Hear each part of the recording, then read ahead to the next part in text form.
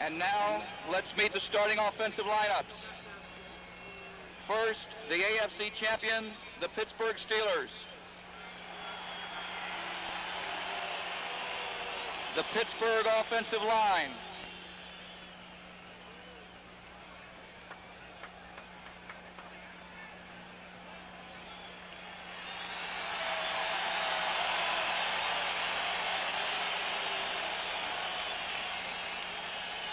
Right tackle, number 74, Ray Penny. Right guard, number 72, Jerry Mullins. Center, number 52, Mike Webster. Left guard, number 57, Sam Davis. Left tackle, number 55, John Kolb. The Steelers receivers.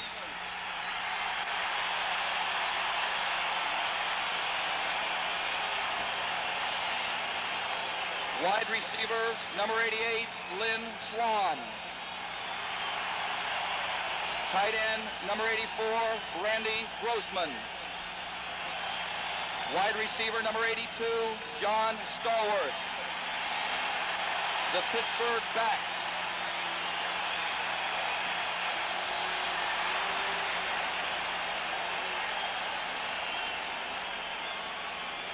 Running back number 20, Rocky Blyer. Running back number 32, Franco Harris.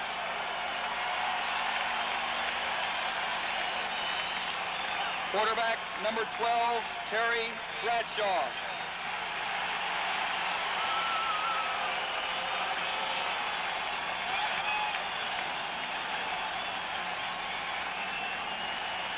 Coach Chuck Noll and the rest of the Steelers.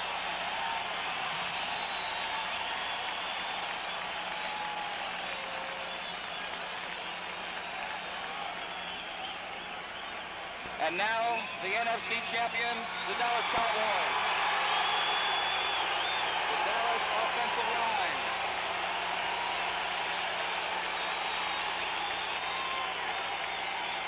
Right tackle, number 70, Rayfield Wright. Right guard, number 64, Tom Rafferty. Center, number 62, John Fitzgerald. Left guard, number 68, Herbert Scott. Left tackle, number 67, Pat Donovan. The Cowboys receivers.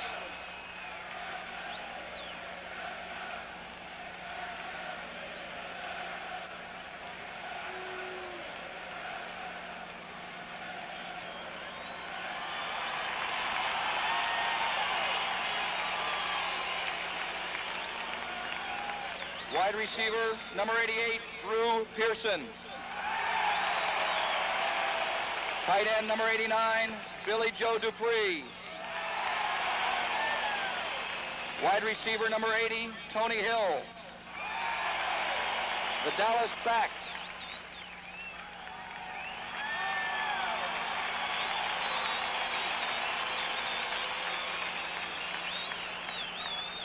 Running back number 44, Robert Newhouse.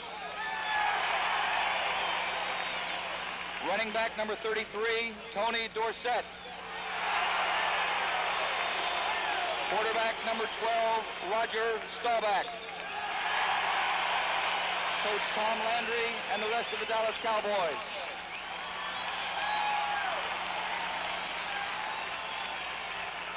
Now, ladies and gentlemen, it's my pleasure to introduce the sportscaster who has covered more important television sports events than anyone in the history and more than anyone will ever report. He did the very first Super Bowl game. This is his record 7th Super Bowl. And despite what you may have read along the way, we've been friends long before Super Bowl I. A good game to you all down there, men. Here's Kurt Gowdy. Thank you very much, Dickenberg. The Steelers now are spreading out. They're going to be kicking against a 15 to 20 mile an hour wind. Roy Jarilla, number 10, has had an erratic kicking year on field goals. When he hits it right on the kickoff, he can drive it to the goal line or in the end zone. I don't think he will against this wind. And now the Cowboys are spreading out in receiving formation. They're going to have Butch Johnson, number 86, and Larry Brinson, number 36, as their deep men. They're on the 1-yard line. The Steelers, in drafting this year, went after improvement of their specialty teams, and they did. Punting teams, kicking teams, and the entire kicking game. And Super Bowl 13 is underway. The kick is hitting on the 12. Johnson's up with it to the 20, 25, and he goes down on his 28-yard line. He is hit down there by number 53, Dirk Winston. So we'll take a look now as the Cowboys go to the attack. And it's attack design. There they are. Staubach, Newhouse, Dorsett, you know them all. They're the wide receivers. Hill, Pearson, Billy Joe Dupree. First down. Dallas on their 28. They move around a lot. They try and confuse you just for a split second. They're in the eye. They run out of the eye about 75% of the time. And they run it to Dorsett. Dorsett trying to get outside. 30, 35.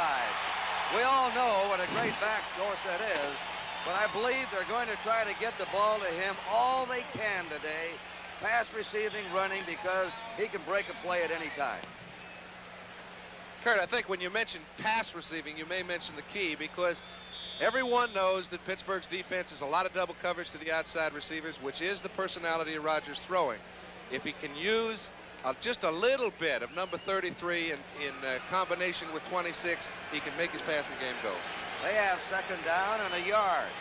They're on their own 37, the Cowboys, in a split backfield. Dorsett, he can get just yardage. Look out. He bangs it through there. He nearly broke it, and Donnie Shell saved it. First down in Pittsburgh territory for the Cowboys. A big hole opened up inside, Kurt. And that's something no one expected, to see that kind of room for Tony Dorsett and the Dallas Cowboys early in this game. Little delay, a little cutback. Furness trying to seal it off as they were stunning on the inside. And number 33, Dorsett, just popped it clean. Jack Lambert's usually the reason people don't run up the middle. That time he was handled pretty well by the offensive left guard. Do that, you're going to make it tough. First down Cowboys on the Steeler 47. No score. We're early. They're in the I formation. Staubach to Newhouse. Newhouse jammed up at the line of scrimmage. Robert Newhouse, who broke a bone in his leg earlier and was out of action, now starts his Super Bowl 13. And Jack Lambert made the tackle on him. The offensive line of the Dallas Cowboys are supposed to have their hands full, and certainly Pittsburgh's defense has been tough on everyone. Not anyone during the last part of the season able to get over 100 yards rushing. But the Cowboys finding an early opening here. If they can keep that up, they sure can open it up for Staubach to throw the ball. Dungy has come in. Tony Dungy, number 21, and going out is number 51, Lorne Taves, a linebacker. So they have 5 secondary backs on the field for the Steelers. Second down, 10. Cowboys. The pitch coming wide. Look at that. Breaking it down the sideline. Dorsett having a field day early here in the first period. He's having a field day, Kurt, but he's getting outside, which very few people thought he would be able to do, just because of the linebacker play for Pittsburgh and the quick force of their safety men. However, their offensive line has just annihilated both the left side and the right side the first time this group's had the ball. That could make it a very easy day for a running back. Tony Hill is out. Jackie Smith's in there. They have a double tight end set up now. Herbert Scott has been doing some tremendous blocking at left guard for the Cowboys. Mike Wagner is back in for Steelers. There is Pearson going in motion. On first down, Dorsett gives it, fumbles, and the Steelers recover. A trick play. The Steelers are on it. John Banaszak, number 76, recovers. Kurt, it looked like a perfect time to call the play. As it developed, it looked to be well disguised. However, a little slip in the handoff. I think Staubach was the most surprised man in the house when his receiver came around. He didn't have the ball. It was sitting in the middle of the field. None of the offensive people were able to move to it. Cowboys like to finesse you, but their finesse cost them an opportunity to score early. A 38-yard drive, Stahl. Look at this play again. Staubach pitching to Dorsett. Just Pearson dropped the ball. fumbled And he was trying to get it to Stahl back down the field to Dupre. it. In motion is Rocky Blyer. Franco Harris trying to sweep.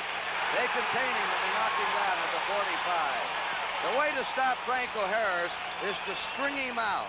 Don't let him get out there and cut back on you. He's a great cutback artist.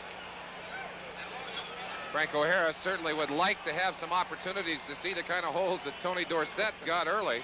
And both teams kind of sparring with their running game, something we expected them to do. They want to see if they can open it up, because if they can run the football, then they can pass the football. And both these quarterbacks would like to throw it today. It is second down 12 for the Steelers. They're on their own 45. No score. 12:20 to play in the first period.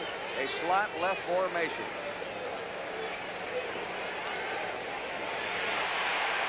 And the Cowboys jam him up. Randy White, number 54. Franco Harris carried the ball. Backed up by Bob Brunig, the middle linebacker. Let's set up this Dallas front four. First, let's look at the replay. Randy White, number 54, is wearing a cast on his left hand. Broke his thumb in the game against the Rams. You see him getting off Sam Davis's block, able to slip inside and get a hold of Franco Harris. Some fine play from the very agile tackle. Now they have the prevent pass defense in. Mike Hegman and Randy Hughes are in there. 6 secondary men. D.D. Lewis has gone out. Bradshaw fades. A big rush on him. He throws it. And it is complete to Stallworth, who hung on to it at the 40. They had a blitz against Bradshaw. He got it away, and Stallworth made an amazing catch. I tell you, when you say an amazing play, they've always complimented the wide receivers for Pittsburgh. They say they're blind going into the middle of the field. It's like some say they could catch a BB in the dark. I don't know about that, but when you're running with one thought in mind, as both Swan and Stallworth do, your chances of keeping an interception from happening give Bradshaw a chance to throw the ball in the middle, knowing at least he's going to get a piece of it. He had to pick himself off the ground to see whether that was completed. And it's obvious they're going to try and put all the heat they can with blitzes.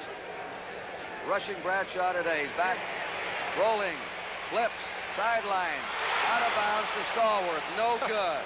Stallworth was covered over there by Aaron Kyle. That little move Stallworth made was pretty good. It went for no gain, but anybody that can come down that's an athlete of that caliber, you've got to keep putting the ball out there. I think that's one of the keys to the game, too, John. We're going to see a lot of first down passing. You saw right there. We're going to see a lot of play action because Dallas does not get a quick pass rush out of that flex defense. Merlin, these two teams are so good defensively. Don't you think they're going to have to open the throttle and do everything they can? I think they both accepted that fact. We saw an evidence of that with that flea flicker set up earlier for the Cowboys, Kurt. Second down 10. Rocky Blyer has the ball. Blyer is hit first by number 31, Benny Barnes, the left cornerback. And he rode him out of bounds. Short yardage. A light rain is falling. This is a marvelous turf here, though. It has about 1.5 feet of sand underneath it. That's the Steeler backfield. And the personality has changed. The people haven't. Terry Bradshaw is the key this year. It had been Franco Harris and Rocky Blyer, a couple of great backs who were helped so much by Terry during the year. I mean, he's thrown the ball so well. I don't think I've seen a quarterback have that kind of year in the last 6 or 7. There are the receivers. It's 3rd and 8. Mike Hegman, Randy Hughes in. 6 secondary players for the Cowboys. Bradshaw to the sideline. It's complete at the 28-yard line to Randy Grossman, the tight end. And Bradshaw really threaded that ball. That's the kind of pass very few quarterbacks will even try. He went down. As Grossman made his move, Charlie Waters had him covered like a blanket. Watch it. Grossman gets behind Charlie Waters. Waters is shadowing him. Just as he comes out of his break, the ball is on its way. Waters is in great position, but he's too late. As you said it, there aren't many quarterbacks with an arm strong enough to throw that pass. They don't even try it. Terry Bradshaw led the entire league in touchdown passes this year. 28 in the regular season, 4 in the postseason play. 32 altogether. He's going to throw again. He's lobbing it deep. Stallworth! Touchdown, is it? Touchdown! Stallworth! What a move, Kurt. What a move. Aaron Kyle's the man responsible. However, he did have help deep. Maybe it enhanced him to play Stallworth a little bit closer than he normally would. But Stallworth went down to the point of attack. As he did so, perfect fake by Bradshaw. Kyle looking in the backfield. He was just untouched. As you see, Terry saw him so far open, he just lobbed the ball out here. Everybody's in pursuit. Cliff Harris is late. He beat Kyle 6-0 Pittsburgh. Might have noticed right at the end of the play, he only got 1 foot in bounds, John, but they ruled that he was driven out by the 2 defenders. Jarrell has missed only 1 extra point all year. He's kicked 44 out of 45. The punter, Colquitt, a rookie, will hold. And that kick is up, and it is good. Well, interesting start. The Cowboys drove on the ground 38 yards, fumbled on a trick play. Dallas and Pittsburgh comes back and goes 53 to score. We'll be right back with more Super Bowl action. Just 3 unbelievable catches by John Stallworth already in this football game. Watch the concentration. The ball hung just a little bit. Stallworth up. Does not even care if they're going to wrap him. Watch as they drive him out of bounds right there. He would not cough that football. Well, you double Swan. What do you do with this man? He caught 10 against Denver in the playoffs to set an all-time playoff record. 2 superb receivers on the team with the black shirts, and Pearson and Hill are great over on the other side. You'll be hearing from them. Here's the kickoff, riding high. It is coming to Brinson on the 14. Out to the 25, and he's down on his 27-yard line. And he's hit down there by number 56, Robin Cole, the linebacker, and also by Rick Moser. Now let's take a look at the Steelers on defense.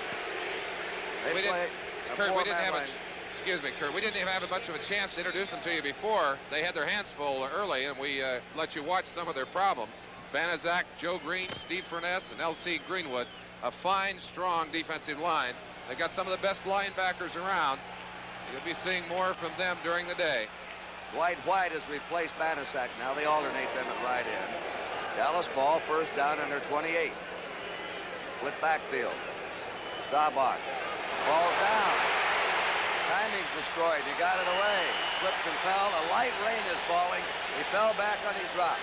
That was either a mistake on Staubach's part or Dorsett's. I kind of feel it was Tony's, but I'm not sure. Sometimes you forget there's a trail back coming across. They ran into each other. One knocked Staubach down. It was fortunate that the pass rush did not allow anyone through. Look at this. Now, you know, Tony's trying to get out of the way. Has nowhere to go. I kind of think he forgot his assignment. Second down, 10. Cowboys in their 28. Pearson to the right. Tony Hill to the left.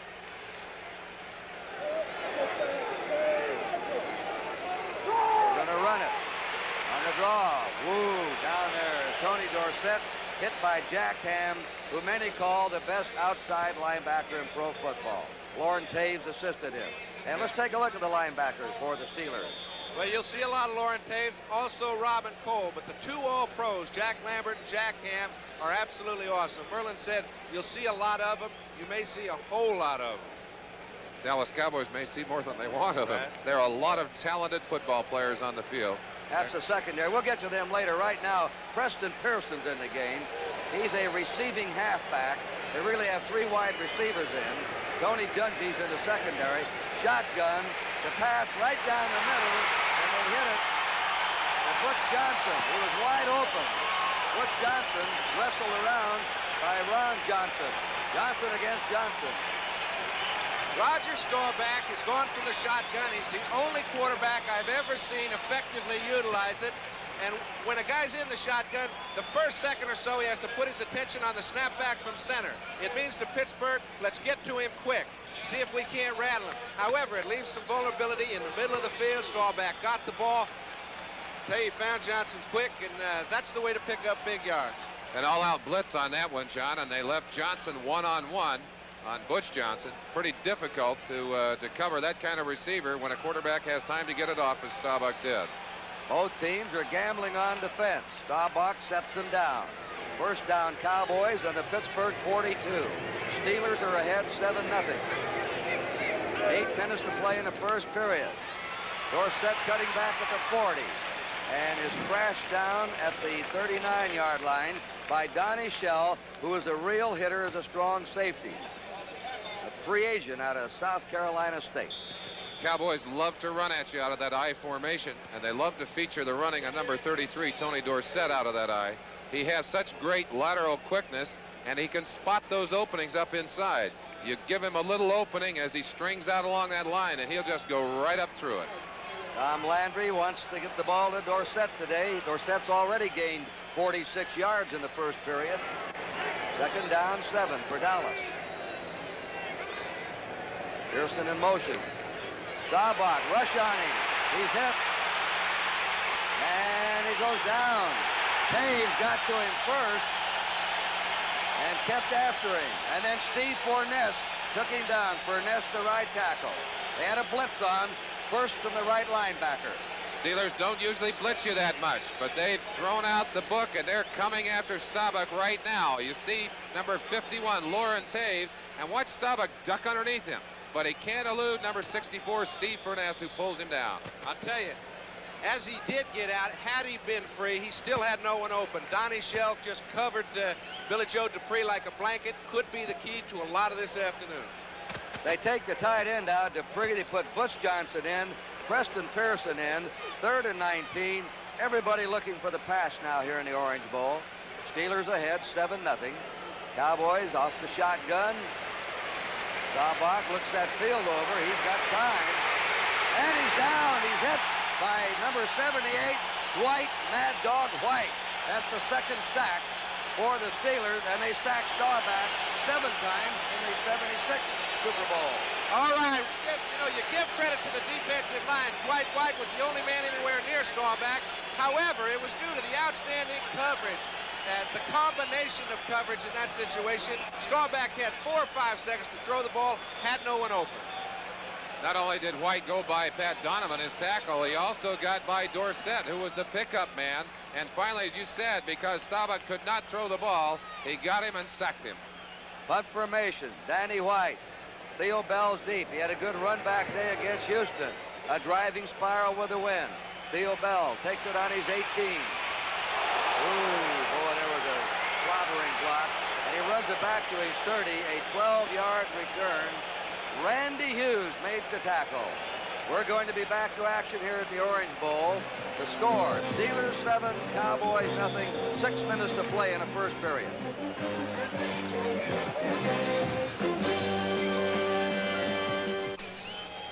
Hollywood Henderson has been talking all week about what he was going to do to the Pittsburgh Steelers. Watch number 53, Dirt Winston, say hello to Hollywood Henderson. And I tell you, he went over and was welcomed by his teammates. Hello.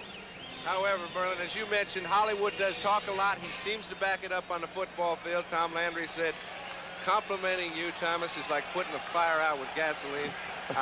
He does back up what he says. Pittsburgh on their 31st down.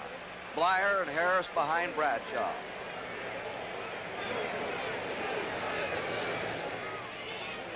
Franco Harris outside. The 35 was knocked down on the 35 by Bob Brunig, the middle linebacker, aided by Aaron Kyle, number 25, the right cornerback. Brunig from Arizona State. Steelers offensive line, of course, working very hard to free up Franco, give him a little running room. And early in this ball game, I think the thing that surprised me most, John, is that both teams seem to be able to run the ball. I didn't think that was going to happen today. Second down, 5 for the Steelers on their 35. They're ahead 7-0. 5.5 to play in the first period. Bradshaw on a rollout. Throws to the sideline. Nearly picked off there by Cliff Harris. They had Lynn Swan double team. And it's interesting to see that Harris came over to help out, and they really don't like to do that with their safety men, the Cowboys. No, Kurt, but you do have to give up something. That time, Benny Barnes just played as close as he could to Swan. Now, you know, Harris gets by because he's as smart as he is. He knows Bradshaw would love to go to Swan whenever he can. If he's got Benny Barnes up, stuffing him while he can. Swan's going to get free sometime. When he does, Harris wants to be there. All right, they're looking for pass. They have Randy Hughes in, a 5th defensive back, and an extra linebacker, Mike Hegman. Third down, 5, Steelers on their own 35. Bradshaw, time, right over the middle, complete. Franco Harris into Dallas territory at the Dallas 43. And Bradshaw is hot in the Super Bowl. And Bradshaw will stay hot if he gets patterns run the way Franco Harris ran that one on Mike Hegman. He was one-on-one with a linebacker. When you get a chance to work on a linebacker with no help outside or inside, he just gave a little outside fake cut right underneath and picked up a big gain, and Pittsburgh's on the move again. And the other thing he had was time to throw that football, and they're doing an effective job of holding Randy White out of there. I think maybe that cast is bothering him, Kurt. Bradshaw, 4 out of 6. He had all the time against Houston. You cannot give him time anymore. He's become a very patient man. Here he is on a drop and a play action. He throws it out to Swan. Swan has a first down. Swan nailed against the sideline by Benny Barnes. What a passing attack. Right, left, down the middle, and right now they're shredding the Dallas secondary. Well, they're able to get one-on-one coverage. They got it on Mike Higman the time before. This time they got Benny Barnes one-on-one with Lynn Swan. Very tough to cover the wide receivers or even the offensive backs without help somewhere. Sam Davis is doing quite a job holding Randy White out of there. That's the big matchup, a critical matchup for Pittsburgh. Steelers first down on the Dallas 30. Steelers ahead 7-0. 4:28 in the first quarter. Blitz is on. It's intercepted at the 15. D.D. Lewis at the 30. They had the blitz on, and Bradshaw threw a bad pass. That's the first turnover by the Steelers. Dallas has had a turnover. And D.D. Lewis comes to the bench for congratulations. Well, and he deserves some congratulations. A lot of pressure right there on the Dallas defense. They're able to come up with a turnover, turn the Steelers away. If the Steelers go up with a second TD here, they can almost put it out of reach. Olsen just pointed out that's only the third linebacker interception of the entire season for the Cowboys. 32-yard return. Terry Bradshaw upset over that one. Newhouse, Dorsett the running back. Staubach is going to put veteran Jackie Smith over on the right. Patrick of Newport, Rhode Island.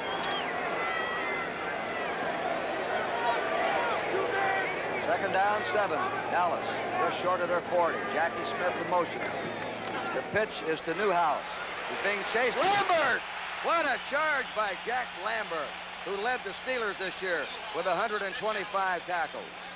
Jack Lambert's the emotional leader of that black-shirted defense, and a very quick linebacker at getting the good reaction, the good jump on the ball, and he knows how to put it back on the ground. You know, he's very smart. You don't fool him many times. You know, for a few times Dorsett got outside. Now they're giving Newhouse a chance. He slipped right underneath the pulling guard, brought down the ball carrier. It may be tough to go outside for a while. Newhouse doesn't quite have the speed of Dorsett. He paid the price on that one. All right, they take out the tight end. They put in Butch Johnson, Preston Pearson.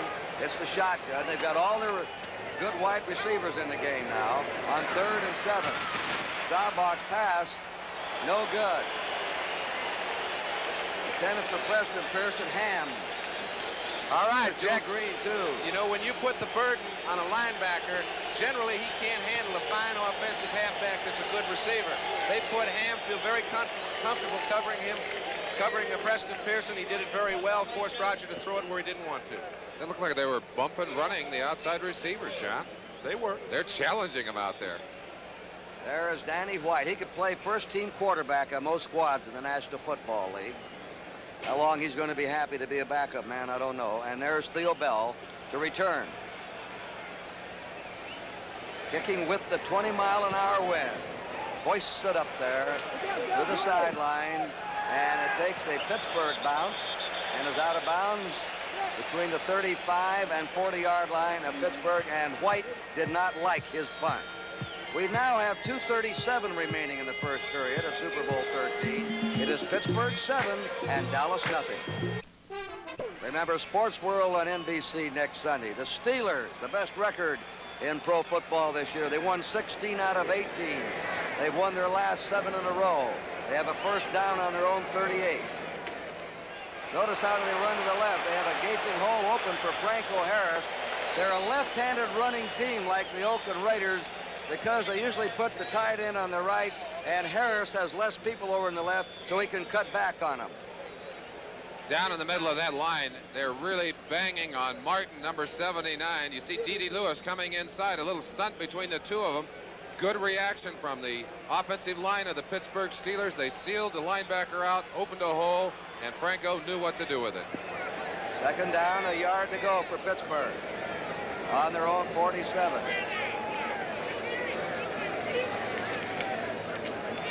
Trying to search for that first down. Flag goes down, the first one of the game. And by the way, in 1976, Dick Enberg, before the game, talked about, we hope we don't have a lot of flags. There were only, that's a holding against Pittsburgh. Pittsburgh did not have one penalty in the Super Bowl 10 against Dallas. Dallas had only 2 for 10 yards. This is the first flag of the game. It'll go against the Steelers. And a tie, and You never like to have that kind of mistake, though. You put yourself in great position. It's a first down almost at midfield, and suddenly they're marking it off. It'll be second and about 12 yards to go. 38. Disastrous. Holdings on Sam Davis, the left guard. He's got his hands full down there, Kurt. Look inside. You'll see Sam Davis right there holding Randy White. Now, the flag came in late. Could have been that the referee watched the way he pulled him away from that running back, kept him off of him. Coming on the field is number 58, Mike Hegman. Going out is Larry Cole. Getting an extra linebacker in there. Dave Stalls has gone in. Landry is changing up his defense a bit.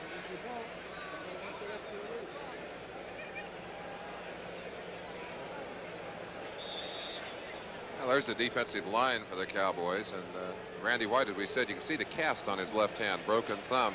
He and Cole on the inside. Harvey Martin and White on that right side accounted for 32 sacks between them. That's a very impressive total for 2 guys. Second down, 11. Harris again running left. Franco is brought down by Aaron Kyle. Kyle weighs 185.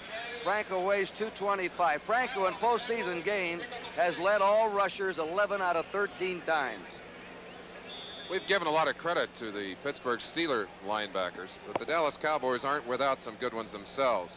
Brunig is only the 3rd middle linebacker to play for these Cowboys. Henderson, you saw earlier, he's been the noisy one this week, and D.D. Lewis on the other side working very hard. The 2 safeties, Harris and Waters, outstanding football players, John. I think you'd agree with that. I think most everybody would, brother. 3rd down and 6. Look out from behind. Fumble. Dallas has it. He's hit from behind. Ed Jones nailed him. And Harvey Martin nailed him from behind. And Ed Jones has recovered the fumble. That's the 2nd Steeler turnover.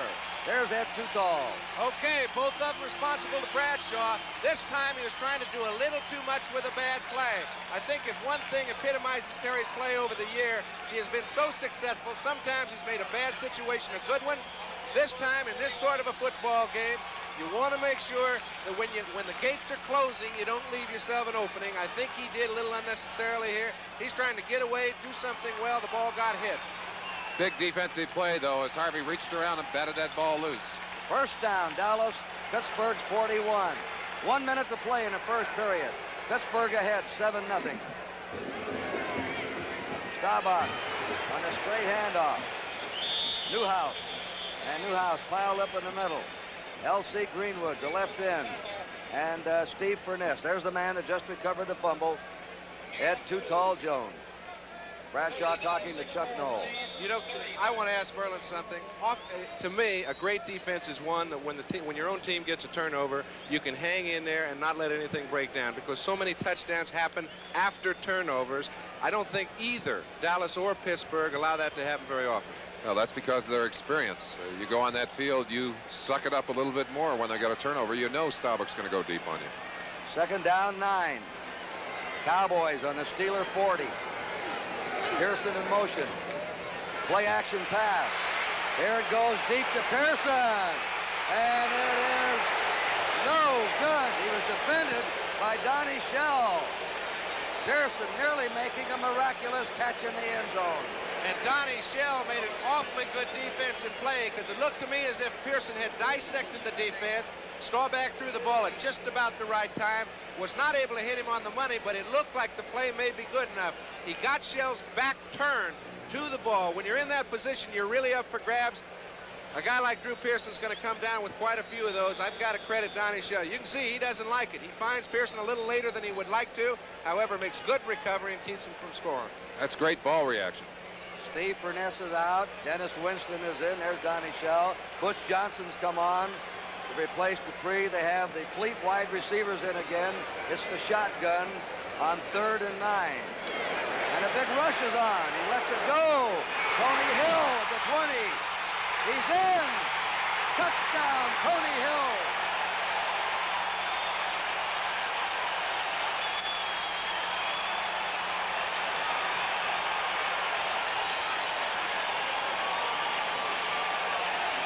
Okay, Kurt.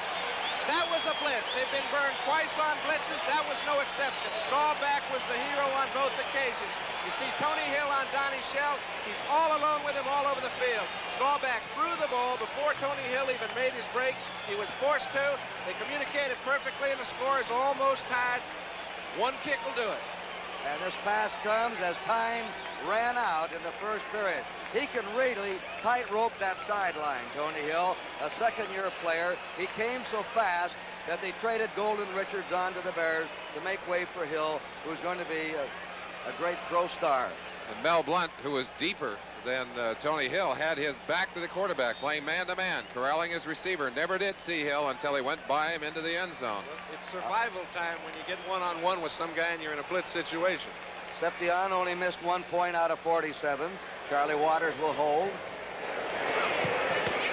It is a tie at the end of the first period. And what a first quarter here in Super Bowl number 13. We'll be back with the second quarter of today's game after these messages from your local station.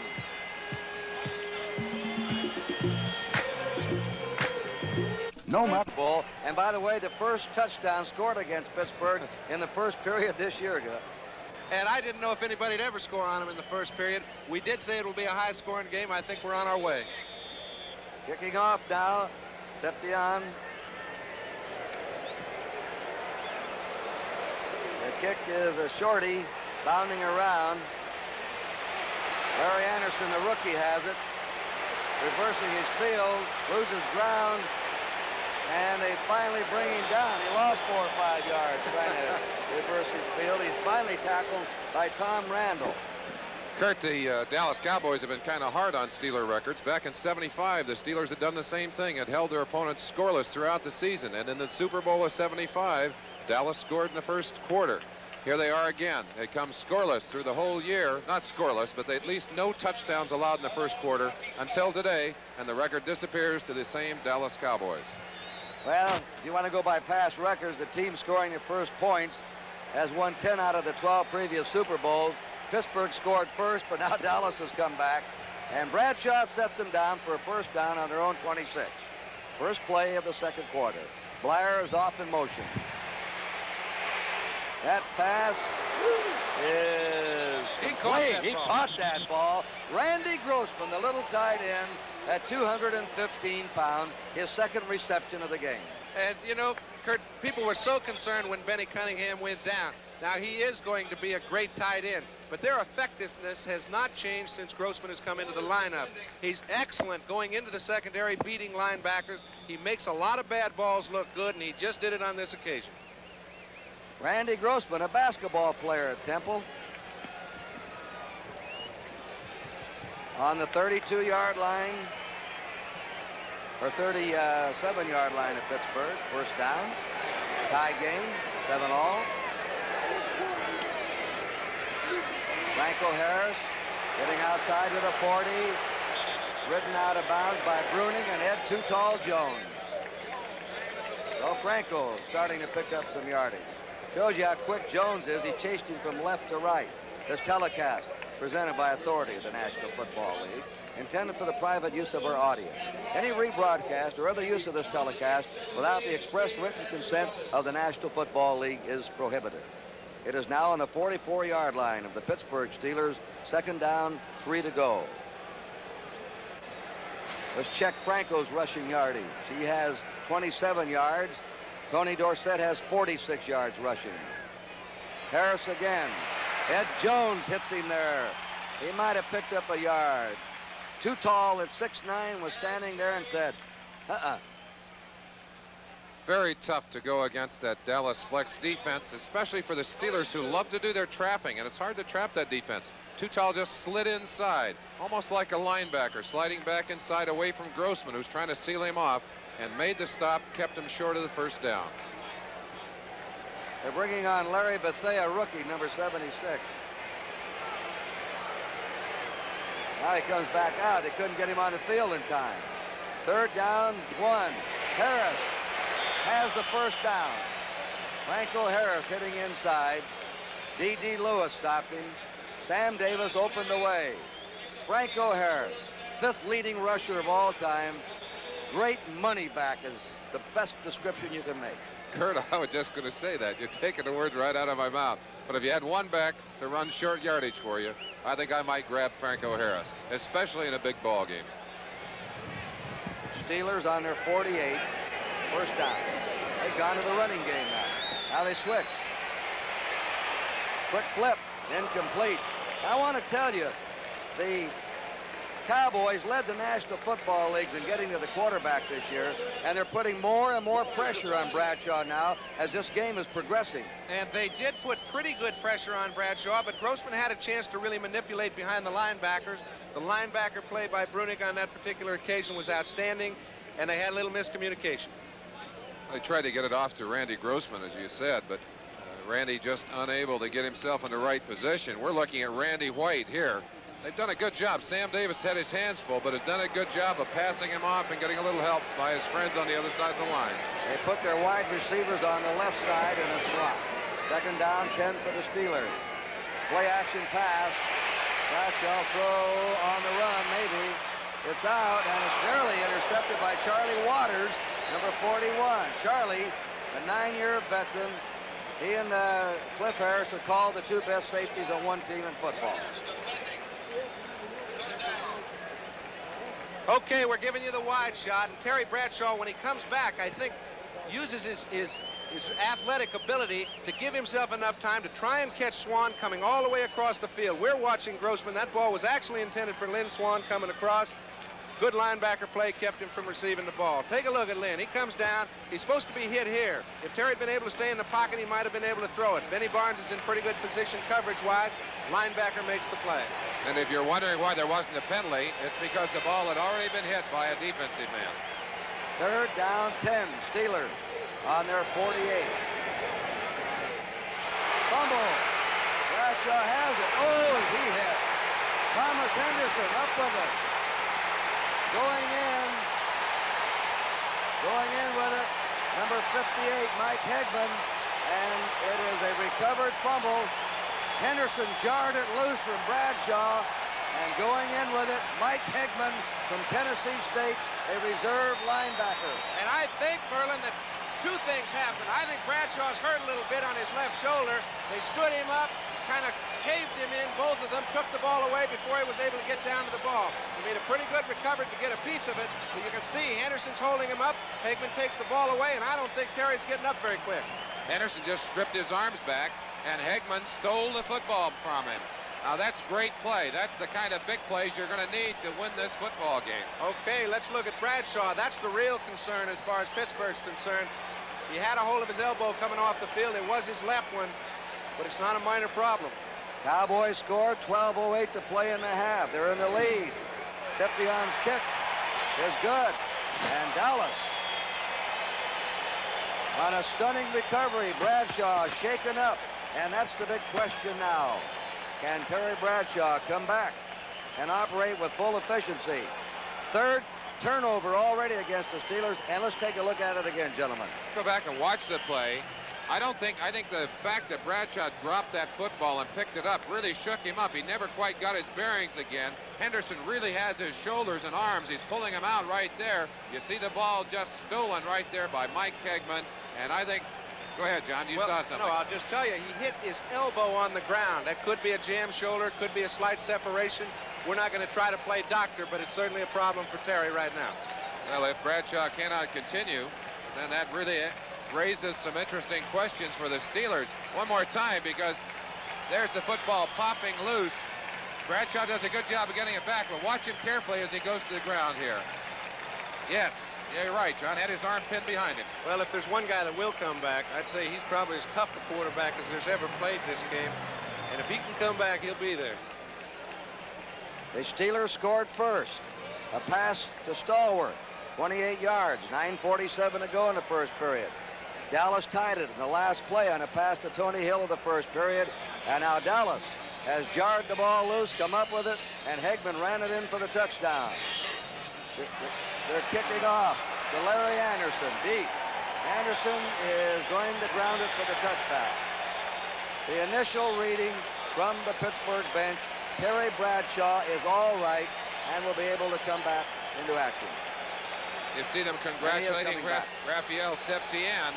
He really got his foot into that football. Pins the Steelers back on the 20. Now they call them the dirty towels. If we look to the far side, there they are.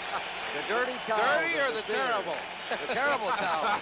Okay, terrible. Kurt. Terrible towel. Well, they got kind of dirty in that game last 2 weeks ago when it got wet. First down. Pittsburgh on their 20. They're trailing for the first time in the game. Bradshaw to Franco Harris. He jumps. He's hit on the 22-yard line by Harvey Martin, who last year, along with Randy White, was the co-most valuable player of this game. Second down, 8. Pittsburgh on their own 22. We pause briefly. We will pause in a minute. Quick look at number 75, Martin, and Kolb there. Harvey Martin keeping good position on the line of scrimmage and able to get a shot on number 32, Franco Harris. Second down, 8. Steelers on their 22. They have the wind in this quarter. Franco Harris, boy, that is rough yardage to get. Larry Cole took him at the 25. Now we're going to pause briefly for station identification. This is the NBC television network. You're watching 11 Alive, your Super Steeler station. Kurt Gowdy, John Brody, Merlin Olsen, Dick Enberg again from the Orange Bowl. The situation, 3rd and 5 for Pittsburgh on their 25. And ahead in this game, the Dallas Cowboys, 14-7. 10:40 to go in the first half. Slot right. Bradshaw, we'll see how he throws. He's got his man Stallworth.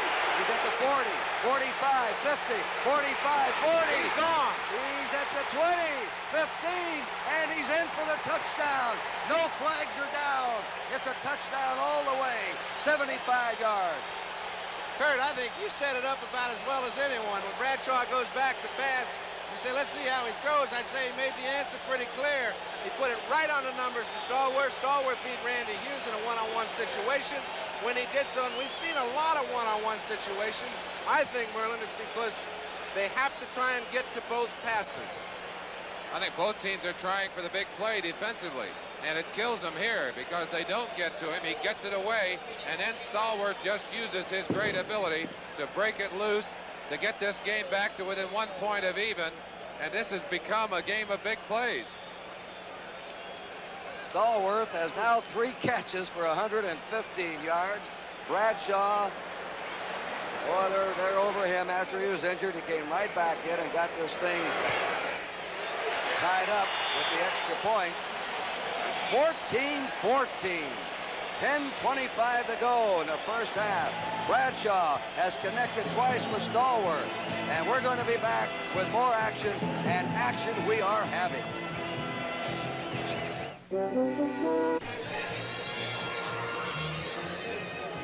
All right, simple little pattern. It's not one that has a lot of beauty in its execution, but very effective. As Bradshaw hits Stallworth real quick, you see him run through a maze of players. When he finally gets past Randy Hughes, he's all alone. It's long gone. It's tied 14 up. There he is, John Stallworth. Let's look at the key block on this play that scored the touchdown, which is the longest in Super Bowl history for a pass play. There's Swan taking Benny Barnes out of the play. That's all you need to do. Get him out of there for a split second. Here's the kickoff by Jarrilla to either Butch Johnson or Larry Brinson. It is coming to Butch Johnson. 20, 25, and he goes down on his 31-yard line. And he's hit there by Rick Moser, a reserve running back of the Steelers who plays on the kickoff team. The word from the bench, Kurt, is that Bradshaw has bruised his left shoulder. Some of you may have seen him taking some ammonia and sniffing salts right just before we broke away. Actually, what he may be doing is still clearing the cobwebs. He's on the bench now. You see the trainer working with him on the sideline. He's a tough kid. You said it, John. If you're going to have one guy come back, it's Terry Bradshaw. First down, Dallas on their 32. Game tied, 14-all. Daubach, the Newhouse, he's hit. And right in there pouncing on him, number 78, John Banaszak, Eastern Michigan, a free agent. He has taken the starting right end position away from Dwight White, but White still plays a lot. They alternate. Well, Banaszak plays like one of the great ones now, not like a free agent, and he did earn that starting job. You saw why there as he got out and stripped Newhouse down. Newhouse doesn't look to me like he's come back to his old form after that leg injury. Well, and I think those black shirts have something to do with it. You might have a point there, John. Now look at this full house now. How they hop out of it.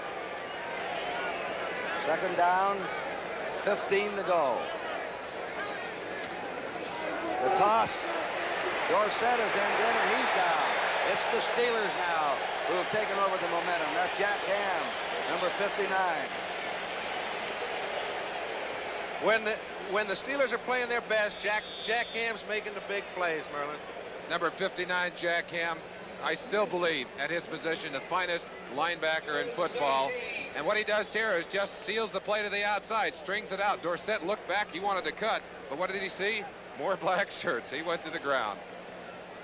All right, they put Butch Johnson in, 86. Preston Pearson, 26. Take the tight end out, Dupree.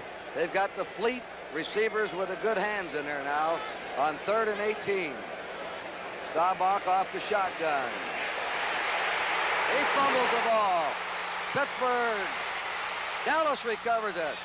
Pittsburgh had a great opportunity to come up with that ball and let it get away from him. Joe Green caused the fumble on the rush.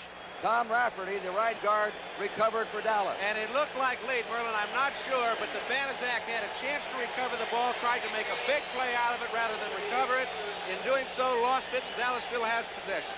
Joe Green gets a great rush and just strips the football. We saw that happen to Bradshaw early, right there. Furness, number 64, you're right. Wanted to take it in. He didn't get it, and he cost Pittsburgh a chance at a great turnover. Tom Rafferty alertly pounced on the football for the Cowboys. Boy, they're lucky they got out without turning that football over. Danny White in punt formation. Theo Bell is on his own 45. White against the wind, wobbles it. Bell fields it on his 49, 50, goes down on the Dallas 48-yard line. And he's hit there by number 56, Thomas Henderson, the Muhammad Ali now of pro football. Thomas Henderson. Don't call me Tom, it's Thomas. Timeout on the field. 7:43 to go in the first half, and our score is tied 14-all. At the start of this game, you heard some voices. They were mysterious to us. They were voices of the Pittsburgh radio announcing team who are on the same frequency that the officials' mic is on down in the field when you hear the discussion of the penalties. We have no control over it, so if it happens again, you'll know what it's all about. And right now, the Pittsburgh Steelers are on the Dallas 48-yard line with a first down. This is the first time in Super Bowl history that 4 touchdowns have been scored in the first half.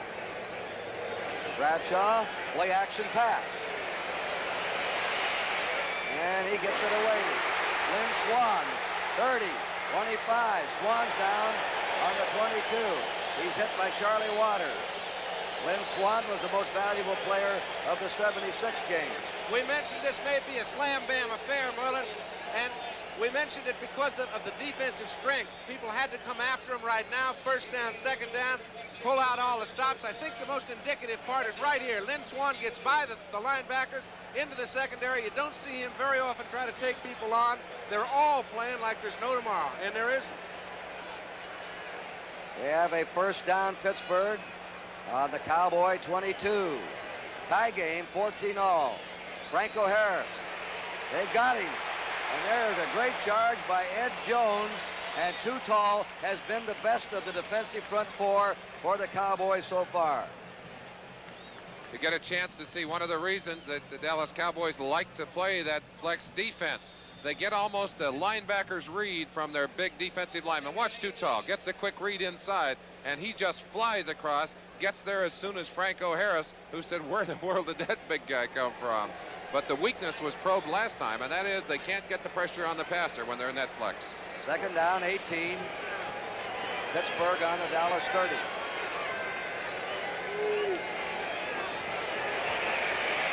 Down the middle, flags down. Randy Grossman, the intended receiver, a flag was dropped in the secondary. Yes, sir. They know they have their hands full when they start double covering on the outside.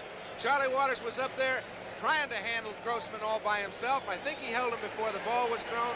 It looks to me like some sort of defensive interference. That's defensive holding against Dallas. It'll be an automatic first down for the Pittsburgh Steelers. Kurt, you've seen a lot of big games. Have you ever seen the momentum surge back and forth so quickly in a ball game of this importance? You're right, Merlin, and it's coming on emotion, and it is coming on hitting out there. I think Bradshaw pretty well summed it up with just his reaction. You see, Charlie Waters knows he's got a problem. He's got to keep it. He ran the out from underneath. He did a little close hanging there, John. He just took a hold of that jersey and said, come back here, Randy. I don't blame him. It's Calls on Henderson now, they've said. Well, first down, Pittsburgh, Dallas 25. Tie game, 14-all, 6 minutes to play in the first half. A wild first half. Big rush on him. Shoots it. Dropped by Stallworth. Stallworth couldn't quite hold on to it. Not an easy catch, but it was there to him. Aaron Kyle, graduate of the University of Wyoming, was covering. John, a quick question for you. When you got 3 great receivers, doesn't that make all of them better? Well, sometimes there aren't enough balls to go around, Merlin, but this is a play that a guy like Stallworth makes look easy, which is the most difficult catch in football, catching the ball behind you when you're running in a different direction. Bradshaw did throw it about the only place that it could be received. They were in a double coverage, very little room to operate. Randy Hughes, Mike Hegman are in. Dave Stahl's in. This is the prevent defense. Second down, 10. Steelers on the Cowboy 25. Blyer in motion. Draw play. Franco Harris, 2 yards, and that's all. 23-yard line. Mike Hegman and number 79, Harvey Martin, team up for the tackle. Third down, 8. Pittsburgh on the Dallas 23. You know, these two teams, Pittsburgh led the entire National Football League in allowing the least points, and Dallas has shut out their opponents coming into this game in the last 6 quarters. And they had led in the fewest yards allowed, and they've both been scored on twice in the first half. So the offenses have gone all out, but I think the point has been made very well by Olsen and Brody. They've been gambling on defense, and their gambles sometimes have backfired. Look out. He is snowed under. The 3rd sack for Dallas. 2 for Pittsburgh. Thomas Henderson in there first. Well, I'm amazed. They just keep coming and coming.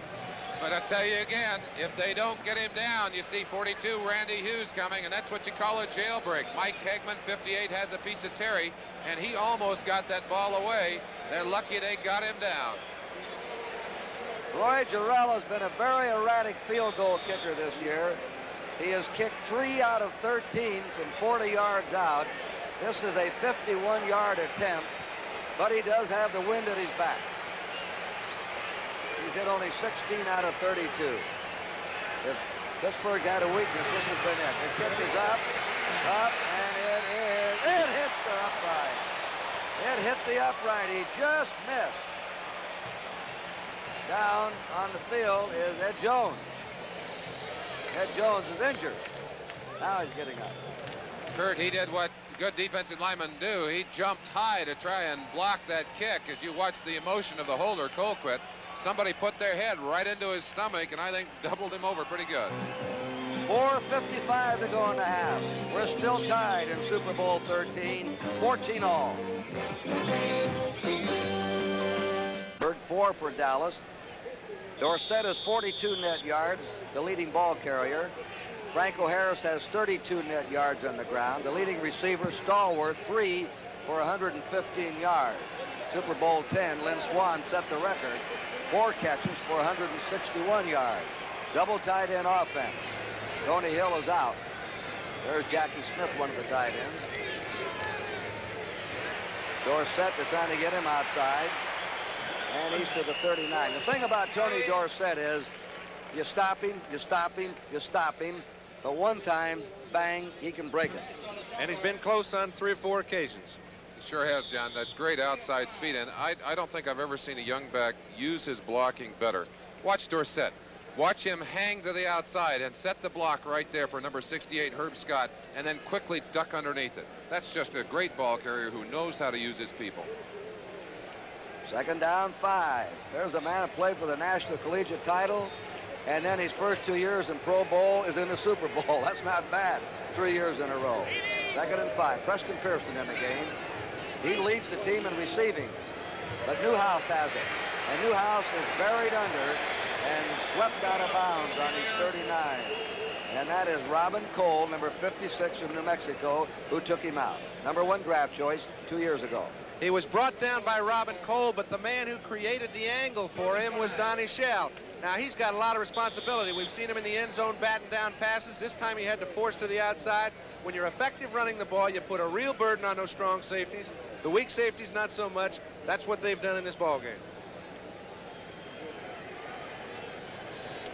The Cowboys alternate their guards, Rafferty and Lawless, the right guard, bringing in plays.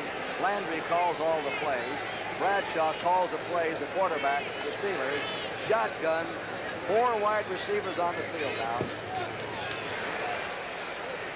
Going out to Pearson, who made a sensational catch. Preston Pearson, who has a fantastic pair of hands and was released by the Steelers. We'd like to follow Lawless as he gets the signal from Tom Landry and runs out. He's got to deliver the message now to Roger Staubach. Gives it to Staubach there. Staubach now has a chance to collect his thoughts. And Staubach has been probably the best interpreter this game has ever seen. However, on the other side, a different philosophy. Terry Bradshaw has been calling the plays for 9 years, and I think the patience of Chuck Noll has really paid off in the last couple of years. Roger can still dodge. Dorsett and Newhouse are the running back behind him. Pearson in motion. Play action pass. Down the middle. Complete. 44-yard line. Catching that ball, Tony Hill. And Mike Wagner, the free safety, hit him. Wagner was second on the Steelers this year in tackles. Play action passing. One of the things that both quarterbacks are trying to take advantage of is the aggressiveness of these defensive teams. Staubach gets a little fake to Dorsett. Has time then to get a pass off and has an open zone. Linebackers have been pulled up, John. Okay, Ron Johnson's the only rookie starting for Pittsburgh. Got great people around him. They'd like to get to him, but it's no bargain when you get there because he's held up his end all year long. And they have just given the 2-minute warning to us here. So with 2 minutes to play in the first half, Pittsburgh 14, Dallas 14. Is that a surprise? Only 7 passes so far for Roger Staubach, gentlemen. Well, the fact that they have been able to run the ball quite effectively, I think, is the reason for that, Kurt. I think any way you can make the ball move on the ground, and both teams have done so effectively offensively, that's okay. We have a report that linebacker Mike Hegman has a leg cramp and has been taken off the field. Cowboys first down on the Pittsburgh 44. The last 2 minutes of the half. They have a blitz on him. He tosses it away. They get it. He goes set. Out of bounds. He's out of bounds on the 32. Staubach was decked. Dorsett is unhappy. They're going at it. What a play Staubach made. They had the blitz on to get rid of that ball. Okay, the great quarterbacks have the ability to utilize defensive gambles. I think both quarterbacks have done it so well today. This is just an excellent chance to see it. Staubach's getting an 8-man rush. You see Ham coming from one side, Cole coming from another. They just let Cole come. Staubach has to get the ball to Dorsett because there's nobody to pick Cole up. He does so with a perfect lob. Ham's a little late getting there just because Staubach's ready for what's going on. And again, John, both quarterbacks have been able to beat the blitz, and the biggest plays so far in this game have come against defensive gambles that have backfired. Watch the end of this play. You're going to see some emotion as they just erupted down on the field. Ron Johnson livid.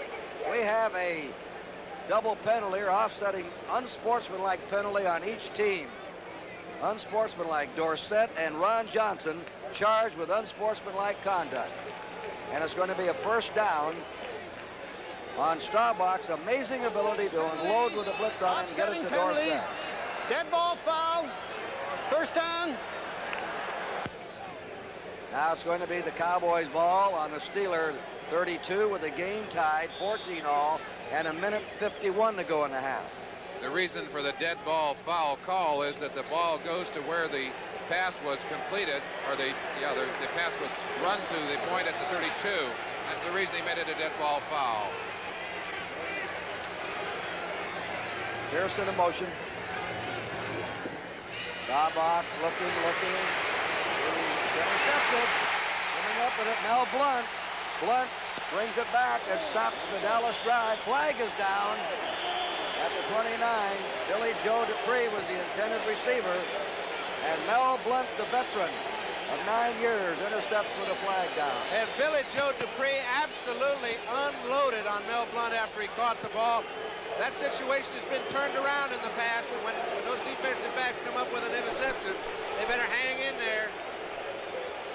I think there were 3 of about the hardest hits I've seen all day on this one play. You see Drew Pearson right there, and Mel Blunt just stepped in front of him and took it away. Watch the action here as Blunt goes down. He just gets buried, and they decided that was a little bit too much as they ticketed Dupree. Roger took a shot of his own from quite wide. I want to tell you, there's some real hitting here. There were bad feelings in Super Bowl X between these two teams, and it has carried, in fact, it has gathered momentum over the last 3 years. It's a pretty quiet feeling, though, Kurt. It's like, make sure you're poised, stay in control of yourself. The situations will come up. I haven't seen a dirty lick passed. I think it's clean, hard-hitting football. It's just for keeps. It's just highly emotional football, and what else should it be? This is a game that has been waited for and prayed for and played for almost 6 months. It's no wonder the emotions are running high. Steelers ball, first down on their own 44. 1 minute and 41 seconds left to go in the first half. Game is tied 14-14. Now the Steelers want to score before the half. Frank O'Hara gets away from Harvey Martin. Randy White jumps on him. And a flag is down. He slipped away from Harvey Martin, number 79, and then Randy White, who runs a 4.740, whose wife said he's just a big, lovable teddy bear. Well, that's not what the guys on the other side of the line of scrimmage say. Going to be a holding penalty on the running play as they going to meter out the penalty against the Pittsburgh Steelers. One of the things that I see on the line of scrimmage, you've got so many big play people in this game. So many people that can make the outstanding play against you. And Randy White is certainly one of those because of his great speed, as is Harvey Martin, and as is Too Tall Jones. Let's listen. Illegal use of the hands. Offense, number 72. Jerry Mullins, the right guard, was a man that held. The ball is now on the 34-yard line of Pittsburgh. They have a first down and 20. Randy Hughes goes in as a nickel back. They have a minute 33 to play in the half. Bradshaw to Swan. Swan to the 40. He can run it. 45, 50, 45. Amazing run by Lynn Swan. He's taken down finally. Ray Penny through the block, and Randy White chased him down from behind. An amazing run by this great athlete who was a long jump champ from the state of California in high school. You bet he was a great halfback as a high school football player right out in San Mateo at Sarah High. But all of that's for nil. You can see that smile of his has disappeared. The intention level is as high as I've ever seen it between two football teams. This is a day that neither team would feel very good if they don't get their purpose accomplished. Both teams are playing about as well as they could to do it. We've had a timeout on the field, a minute 13 to go in the half. It is all tied, 14 up. And the famous Dallas Cowgirls, they've been all over. They were even in Tokyo. Right now they're in Miami, and they're watching the Steelers threaten here with 1:13 to go in the half. First down on the 37 of Dallas. Bradshaw. Oh, another. On the Baryshnikov of football. He gets off the surface higher than the great Russian ballet dancer. They're going quick, Kurt. Not much time to talk about it. Simply Lynn Swann has it all. He can jump higher and is more acrobatic than any wide receiver in the game. First down on the Dallas 16. 45 seconds to go. Quick pitch is complete to Franco Harris. No, he dropped it. He dropped it as he was cutting away. He had his back to me, and I didn't see the ball pop out. Randy Hughes and Cliff Harris hit him there, and look at Franco's. I should have had it. Well, the big thing here, now this is the play before it. Lynn Swann comes in the middle. He has the ability to get to the ball at its highest point. I think better than any offensive receiver I've ever seen. The height factor has nothing to do with it. He gets it at his highest point, gives Bradshaw a chance to take every opportunity to throw in the middle. Does Terry appreciate that? Look at that. You bet he does. John, I think that Stallworth and Swann made a pact today. They were going to see who was going to do the best job, and right now it's about a toss-up. They have both been extraordinary. What a pair they are. Swann has now caught 4 for 86. Stallworth 3 for 115. Pretty fair day at the plant. Oh. Safety blitz. Second down 10. Franco Harris to the 10. Breaks the tackle. Goes down at the 7. And the clock shows 33. And to stop there, the Steelers have rushed in and called timeout. One Steeler timeout left in the half. Aaron Kyle upset Harris, or Harris would have taken it in. And they burned him on a blitz again.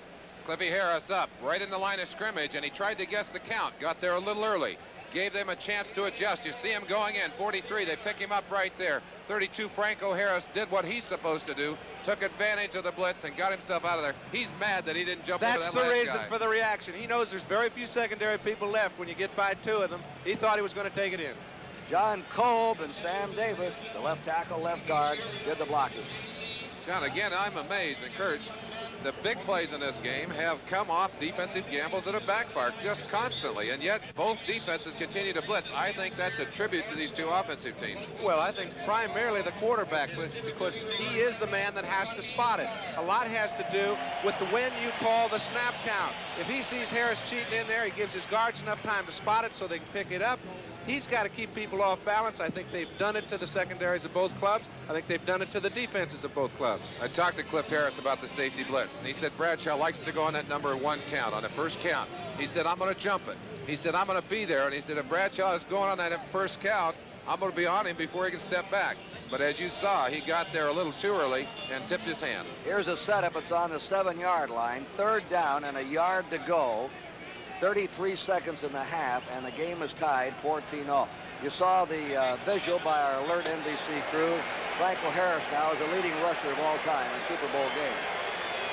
He had a big one against the Vikings. 3rd and 1. Bradshaw throws. Touchdown. Oh, my Lord. Touchdown. Number 20, Rocky Blyer. Blyer, a very underrated player on the Steelers, made an amazing catch there in front of D.D. Lewis. I am not believing, Kurt, the way that Bradshaw not only laid the ball up, but the movement of Blyer to get to the ball. Now, Terry gave him every chance. However, instead of throwing it just all over the ballpark, he just kind of touched the ball out there. I think it's the biggest improvement in his play over the past couple of years. And I think Rocky Blyer caught it with sheer determination. He's not that good an athlete, but he said, I'm going to get that football. I'm going to score that touchdown. This whole game has been a game of big plays by people who would not be denied. They score with 26 seconds to go in the half. Here's the kick. And the kick is good. And we've got a 35-point first half here. Terry Bradshaw has tossed 3 touchdown passes, 2 to Stallworth, 1 to Blyer, and the score is Pittsburgh 21 and Dallas 14.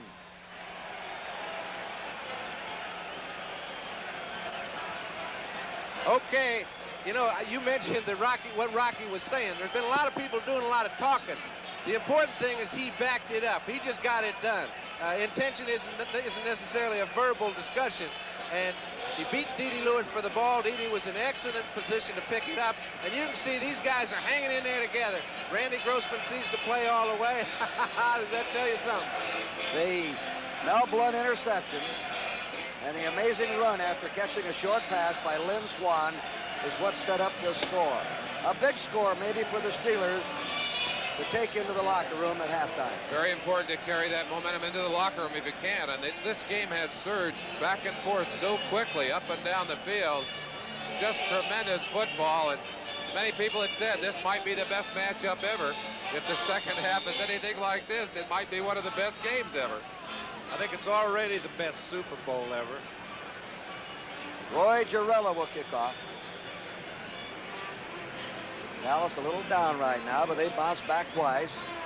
The kick is coming to Larry Brinson. To the 20. 30. And goes down on the 34 with 20 seconds to go in the half. NBC's Olympic Diary Volume 1, The American Way, will take a preview look at America's top Olympic hopefuls and the men and women they'll probably face at the games of Moscow in 1980. And some real men and women, gentlemen. You know, I look at gymnastics. I think they've made the biggest gain in America over the past 10 years. Kurt Thomas is really in a world-class gymnast position right now. He's got 3 or 4 challengers that are in the same spot. I can hardly wait for the Olympics, but the gymnastics seem to appeal to me most. Terry Bradshaw has already broken the Super Bowl passing record in the first half. Flagger down. Staubach hit from behind. Clock stops. 11 seconds to go in the half. Number 68 is the best of the front 4, the quickest, L.C. Greenwood, for the Steelers. And let's see what this flag's about. It's a motion penalty, Kurt, against the Cowboys. I think that's the first time LC's been on the quarterback all day. Rayfield Wright, who's just accepted his responsibility on the line of scrimmage, has done a good job of keeping LC off Staubach during the day. We had illegal procedure. 5 men in the backfield. Dallas declined. Maybe that's why they're playing so good. John, a quick question about the multiple offenses of Dallas. They're certainly confusing to try on defense, but that's one of the problems, isn't it? You sometimes make mistakes yourself when you've got such a complicated system. You do, but at this time, the execution level is exceptionally high. There's Thomas. Second down, 10. They declined the penalty. They hand it off. That's Preston Pearson, and he's dumped at the 41-yard line with 4 seconds. 3. They're watching the clock. They're going to come off. This, 2 seconds. Maybe they'll call time. If I know Roger Staubach, he will. Yes, he's called it down there. He wants one more shot. He's thrown some pretty famous passes in his time with a few seconds on the clock. The Hail Mary pass up at Bloomington that beat the Vikings, that took them on to Los Angeles to beat the Rams. I'm sorry to say, you didn't Mr. have Olsen. to remind me of that, Kurt. And then took them into the Super Bowl to lose to Pittsburgh 21-17 with 12 rookies on that team. Quick glance at George Perlis, the defensive coach for the Pittsburgh Steelers, and you can bet he's going to have a bunch of them behind the line of scrimmage and strung out. They don't want to see that ball anywhere near the end zone. There's a man nobody gets next to before the game in the locker room. They say we don't even want to round him. Jack Lambert. He gets so fired up emotionally that everybody stays away from him. Intense. And I'll tell you, when we talk about an emotional leader of a team, he is their emotional leader. They feed off that intensity. They have 3 backs deep for Pittsburgh. 2 seconds to play in the half. The last play of the half. Staubach throws it out just off the fingertips of Preston Pearson. That's the end of a sensational first half of Super Bowl 13 here in the Orange Bowl. And the black-shirted Steelers are in the lead, 21-14. Oh, the Steelers of Pittsburgh lead the Cowboys of Dallas 21-14 in Super Bowl 13. And one thing for certain, gentlemen, it has not been an unlucky game for the fans. They certainly have been fortunate because they've been treated to super football in this first half of the Super Bowl, Dick. And I think one of the exciting things that happened is that it looked like the game was going to go into a running game. At first, Dorsett knocked off about 45 yards very quickly, and Franco was able to get some early shots, but suddenly the running game disappeared on both sides, and they had to go to their passing game. And the excitement of this game has come from big plays by the quarterbacks and by the receivers. And when you talk about strategy in the second half, you go in the locker room, and I'm sure the Strawback isn't concerned. He'll take whatever Landry gives him. But I know Bradshaw wants to define what he's going to do. A couple things on offense, a couple on defense. If I'm sitting in Landry's dressing room, give the ball to Tony Dorsett. He's averaged about 6.7 a carry, and then start throwing it. Let's talk about Terry Bradshaw for a moment, because apparently he's going to build himself quite a headline regardless of whether the Steelers win or lose. He's already set 2 Super Bowl records in 30 minutes of play. Bradshaw with 3 touchdown passes and also 253 yards passing. He has never had a 300-yard game in his career. And I think you're seeing the reason why it's not always a good idea to throw a whole multiplicity of defenses at a top-notch quarterback. 5 years ago, he may not have handled them. He handles them as well as anybody right now. He's given his talent people a chance to really show what they can do in the biggest game of football. And I just love it. Okay, Merlin, Terry Bradshaw's had a big first half. If you're Tom Landry, you have to do something defensively to slow him down. Well, I think Landry was throwing about everything he had. They were throwing all the safeties, and they were blitzing, and they got burned a few times. But they have got their hands full, not so much in the fact that they are outmanned, but the big plays that have come out of the first half. I think that's the exciting thing. And Swan and Stallworth going up to steal that pass out of the air. And I'm sure Landry is concerned. He'll make some adjustments, but most of his stuff comes from that computer. You said it earlier, John. He may tell a computer to take a hike in the second half. I just think he's filed it, and I've seen some of the defensive tendencies that have occurred in the first half. I think he's filed it to a degree. I played against him in 2 big games. He filed it in both of those, and they filed us. The start of the telecast, both of you had a comment about never playing in a Super Bowl. And suddenly you're in the midst, as an observer and reporter of one. What are your feelings Are we going now? to do this? Well, you get caught up in the emotion of everything. And that just happy to be here, which I'm sure everybody had that feeling 2 weeks ago, is no longer the key. It's only happy to win at this point. The moods change. I really don't know. I'm enjoying doing the game, and I must say that the adrenaline flow is high. Dick, let me have one comment. Players coming back on the field. I wonder how much this long half, and it's been a very long half, has cooled them off. Players used to coming out after a 15-minute half, and I think they're probably a little concerned that they maybe have lost some of that physical momentum and lost some of their emotional momentum. I'd hate to see that happen. We've had so much great football in this first half. Now, Pittsburgh leads 21-14, but look at the statistics. If you were to see those numbers and not know the score, you would think Dallas would be behind by much more than a touchdown. But actually, those statistics are a little misleading in that it was 2 big plays that really got Pittsburgh on the ball. There was no sustained drive, 42 and 41 yards respectively, running the football, I think, indicate the evenness of the game. So whoever gets the big plays in this half, I think will win the football game. The turnovers, 3 by Pittsburgh, and the Cowboys capitalize on 2 of those for their 2 touchdowns. Well, it's been a game of certainly of turnovers as well as big plays, and the first of those turnovers saved what could have been an opportunity for Pittsburgh to get on the board before Dallas had gotten anything up. Terry Bradshaw seems to be in a good mood as he warms up along the sidelines, and he isn't showing any signs of any injury. And how about Roger Staubach? Let's take a peek at him. I think both of them, Dick, are just after it. They're both alert. They're effective. Roger's stats don't show it as much as Terry's do. However, his players have not broken loose for the big game. I think you'll see him go some to Billy Joe Dupree, which he didn't do much of in the first half. I don't think he'll go as much to his wide receivers. He really didn't throw the ball that much. We're getting ready for the second half, and a man who has seen more of these Super Bowls than anyone in this booth is standing to our right, Kurt Gowdy. Curtis, what are your feelings as we go into the next 30 minutes? My feelings is right there. Number 12 in the white, Roger Staubach, is going to be the key in this second half. He was under a big rush, even sometimes in the shotgun. Got the ball away. Another amazing fact has been Tony Dorsett. He had 45 yards rushing in the first period, and that was before the first quarter was over, and wound up with 47 yards for the half. So the Steelers did something to really check him in the second period. There is Dorsett. I still feel their best chance is to get the ball to him, running, sweeping, throw the ball to him on screens, or get him out there with flaring and let him go to work one-on-one. And this is a magnificent sight at night here in what they call the Magic City, where the Orange Bowl was held. that NBC carries, and the second half now coming up of Super Bowl 13. Dallas will kick with the wind. And the kick is fielded by Larry Anderson on the 15, 25, 30, 35. He has been an outstanding kick returner all year. He's averaged 25 yards on kick returns.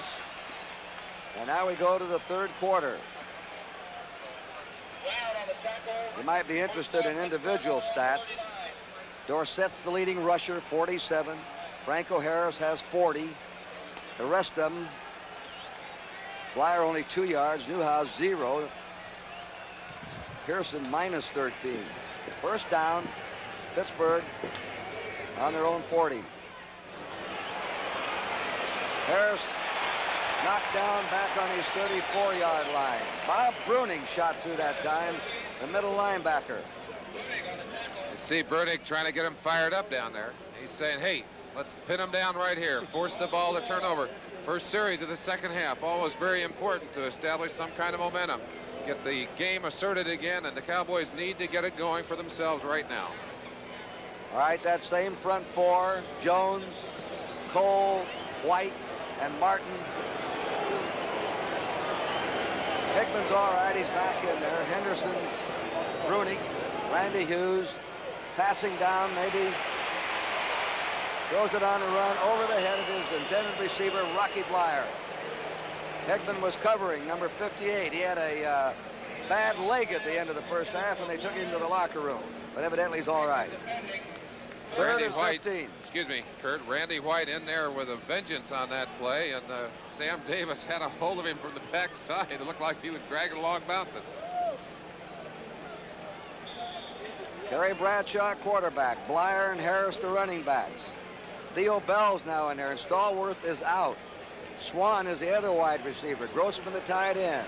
Kolb, Davis, Webster, Mullen, and Penny are the interior linemen. Third and 15. They're in a slot right. Bradshaw on the run, completes the pass. It's completed his own 44 to Theo Bell, who went out, but he's short of a first down. And now Pittsburgh must punt. It's the only thing that Theo Bell could do under the conditions. He sees Bradshaw running to his right. Normally you find an open space, give your quarterback a chance to get you the ball. He knows the only place that Terry can even get rid of the ball is right in that line of flight. He does, picks up a few yards. They've got a punt. Here's the first punt for Pittsburgh. Craig Colquitt's a rookie. Watch him. He only uses 2 steps. He has not had a kick block. 1, 2, and it's gone. Against the wind. On the 15, a fair catch called there by Butch Johnson. And the Cowboys will have the ball now. And we're going to have a timeout as we're early in the third period in the score. 21-14 Pittsburgh. It will be Staubach at quarterback. Dorsett, Newhouse, the running back. Stallworth has a bad ankle. They're working on his leg. That's why he was not in there in the first series for the Steelers. Kurt, I think what he has is leg cramps. By the way, I saw them rubbing his calves. And if it is, I think he can be back. First down. There's the charge. Newhouse hit behind the line of scrimmage. White, the right end, is in there. He's starting the second half, number 78. Part of the strength of this Pittsburgh defense in the last half of the year came about after they started to alternate White and Banasek at that right end, because the two of them in combination have just really been much stronger than they were as one individual playing throughout the half. Watch it for yourselves. White gets tremendous penetration, just blows people off the line and grabs it back before he even has a chance, and Newhouse a tough back to put down. Second down, 12. Cowboys from their 13.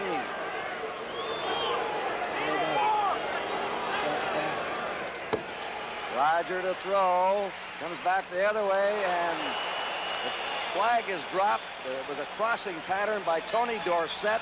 The flag went down in the Dallas secondary. I'll tell you, you know the officials are on their job. Away from the play, Donnie Shell and Billy Joe Dupree were having a go at it, and I think you're going to find Donnie Shell gets a holding call. This will be an automatic first down for the Cowboys.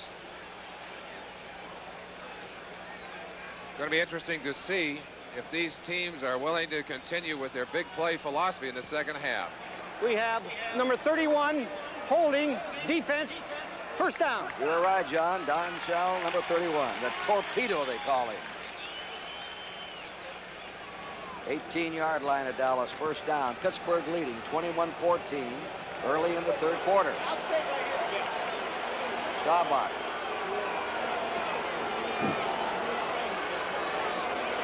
In the eye. They usually run out of this one. Pearson in motion. Short man, and that's Newhouse. He's had a -2-yard total running. That's his best gain of the day, and he's brought down by Jack Ham, number 58, the outside left linebacker, and Jack Lambert. Mark of respect for a defensive lineman. How many men do you put on him? One on L.C. Greenwood. Watch L.C. fight off the first block. Billy Joe Dupree into the second block. Finally gets a piece of the tackle right there. Some great defensive line play. They take Newhouse out and put Scott Laidlaw in, his 4th year from Stanford. First time they've changed those running backs, the Cowboys. Second down 5. That's what you call a pull eye. Now they put him in motion. Now they're all fouled up. Too much time. Kurt, You had a good look, John, at the stand-up motion of the line and also the motion out of the backs. Does that tend to confuse, as we said earlier, your own team as much as it does the defense? I think there the confusion was that Roger did not know when the clock started, because very seldom in this game does a man take over 30 seconds to get his play executed. And when you know when that clock starts, you're ready to go. He may have had his attention in another area. It crept up on him. He wasn't ready to handle it. I think that's one of the weaknesses of sending the plays from the sideline, too. It takes time, John. Second down 10. 18-yard line of the Cowboys. Drew Pearson in motion. Staubach on the play action. Dropping deep. Nobody open. He takes off. He's at the 20, 25, and he goes down. He's close to a first down on his 28-yard line. And it was Joe Green that brought him down. He can still run, his 10th year in the league. And he only does it at the proper time. You know, a quarterback at his age he's not running that offense to run the ball from the line of scrimmage. He gets caught, tries to get a first down. He knows where the distance is. He does everything he can to get there. He got great help from his backs on those two ends. They looked like they were going to have a shot at him, but they got knocked off their feet. Staubach able to roll out and make the yardage. Talking to Roger, I said, what's your secret of your stardom, your longevity? He works out 2 hours every day in a gymnasium that he's built in his own garage. And he said, I've never had a serious leg injury. There's Newhouse, who's had a leg injury and has just been taken out. Now you have a first down for the Cowboys. They're on their own 29. The score, 21-14 Pittsburgh. 11:30 to go in the third period. There the first down. This is a strong left formation.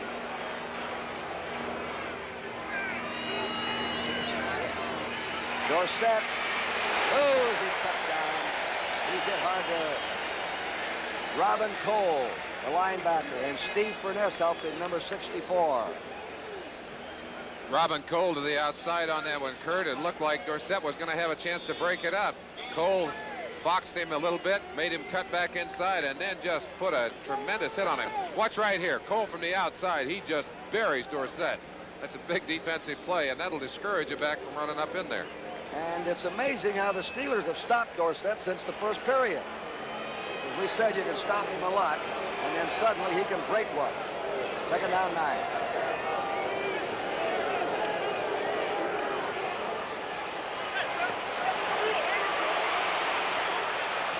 Rambling away.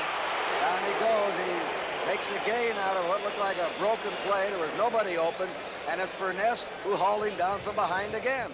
Okay, that's a double screen pass. Both of his screen men were covered by linebackers. What does it do? It leaves the middle open if he can get underneath the pass rush. He was able to do it. That was the only option he had left. Came close to picking up a first down. Looks like it'll be about third and 1. The flag. Disregard it. A flag accidentally thrown.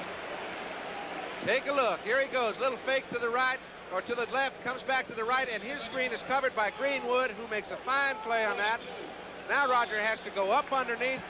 Well pursued by the linebackers and the defensive linemen, but close to a first down. Sometimes that happens for you. You anticipate it, you feel it. There's 58 Lambert working on Dupree, and he's got him held off pretty well. Lambert's the guy that's going to come back in and make a piece of that tackle. Back to the live action, Kurt. Right, they have 2 tight ends. Short yardage, 3rd and a yard. Laidlaw, and they stop him. Cole. Laidlaw hit by Robin Cole. Jack Lambert. Cole is fired up here in the opening of the 3rd quarter. Steve Furness had limped off the field. They sent in a replacement for him, 67, Gary Dunn.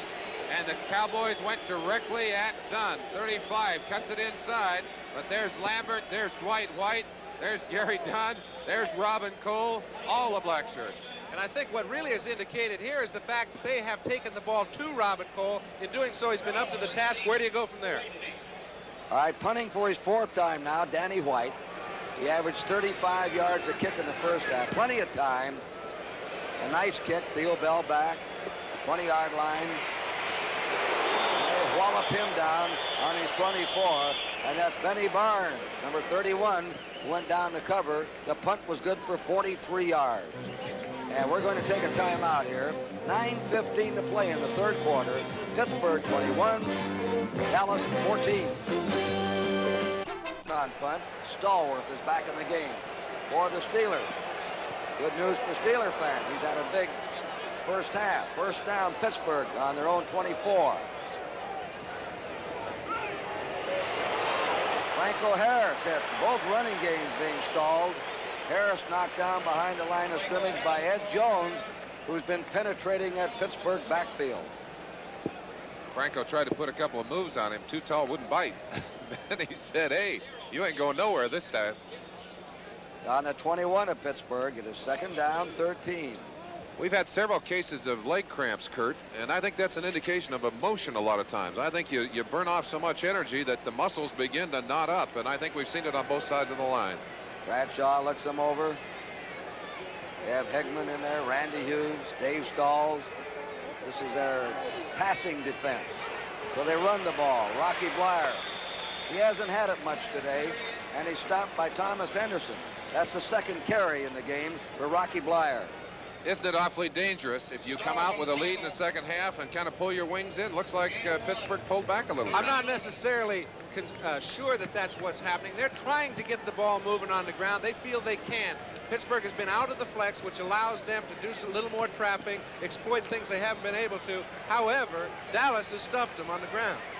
Now we have a 3rd down and 11.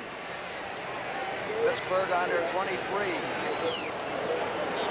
Fire in motion. Flag is down. Flag is down. This may be an illegal procedure. It blew it dead before the ball was snapped. That's it, illegal procedure against Pittsburgh.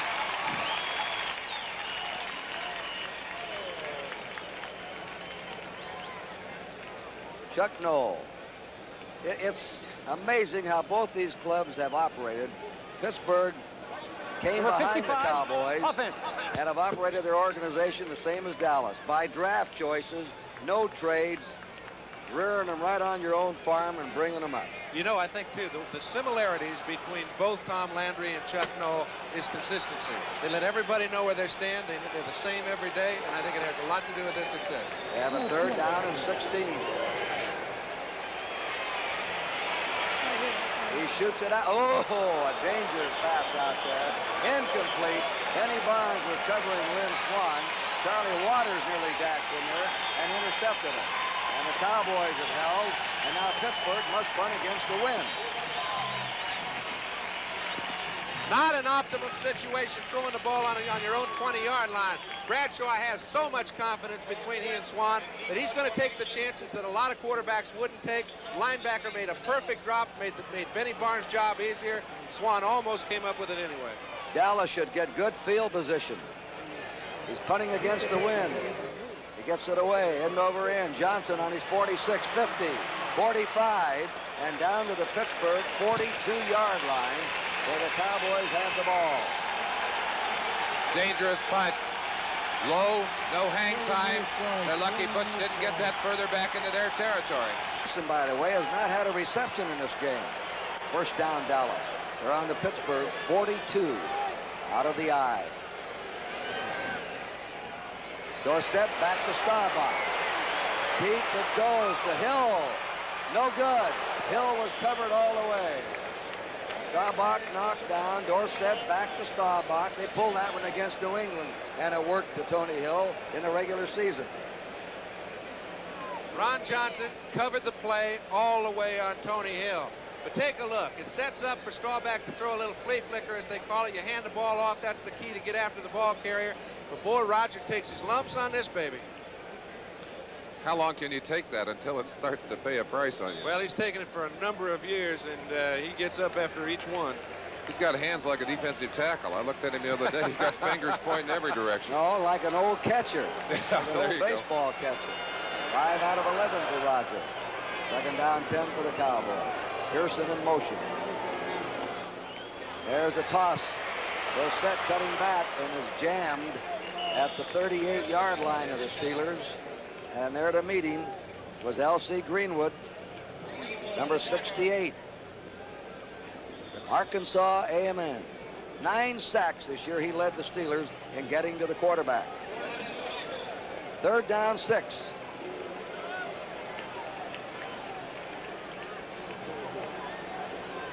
Tony Hill, second year out of Stanford, already in the Pro Bowl. Now, you know that Drew Pearson had a lot to do with getting him in there because wide receivers work in tandem. However, this time he got his lunch eaten. He got stuffed. All right. They have a rookie wide receiver, Robert Steele, in there. Shotgun spread. Staubach looks him over, fires, completes it to the 29 of Pittsburgh for a first down. And that was quite a catch there by Preston Pearson. Tell me that Roger Staubach can't still fire that ball when he has to. 2 linebackers standing on either side of the receiver. He's back there, finds a little hole, and really fires the ball. Preston Pearson is in there because he finds the holes between linebackers. Preston Pearson, a great basketball player. They call him blood, muscle, and bones. He does not have 1 ounce of fat on him. And here's Septien trying to warm up his leg. Hope he doesn't miss that net. First down. Cowboys in the Pittsburgh 29. The cutback. Dorsett was trying to cut back for daylight. Hit by Jack Lambert, number 58, who was waiting for him in the middle. L.C. Greenwood cut underneath the tackle, Rayfield right, and he put a shot on Roger just as Roger handed that one off. Roger said, hey, I haven't got the ball. You go after Tony. Second down, 9. Only 3 members of this Cowboy 45-man squad have ever played for another coach than Tom Landry. They were Pearson, Jackie Smith, and Septien.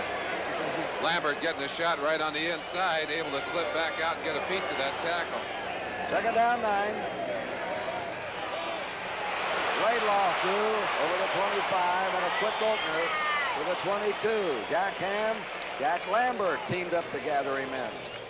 Laidlaw seems to find the holes since they've inserted him in place of Bob Newhouse when he got injured. Laidlaw has had several outstanding games, been a very integral part of the whole Dallas offense. Here you see he finds holes where they don't seem to be. Doesn't hurt to be in the backfield with number 33, Tony Dorsett. And also the guy hit on that tackle again, we might add, Jack Ham, the saving tackle. They have a double tight end offense. Third down and 3. They're on the Pittsburgh 22. Sweeping Dorsett, he cuts. And he squirms forward and gets the first down. Dorsett dived and wriggled and got there. Ron Johnson, the rookie cornerback, brought him down. Watch the battle going on inside as they're driving Ham to the outside. Picks up again on the second block. That's Rafferty getting a piece of it. Dorsett does a lot of that on his own. just cuts inside and literally crawled for the last 4 or 5 yards. But they cut down the inside pursuit. They got Lambert, they got the inside lineman, and Dorsett got a chance to do his thing. And Laidlaw was the guy that got Lambert. Yes, he did. Dorsett, the leading ball carrier in the game. Both teams playing much more conservatively this quarter than they did in the first half.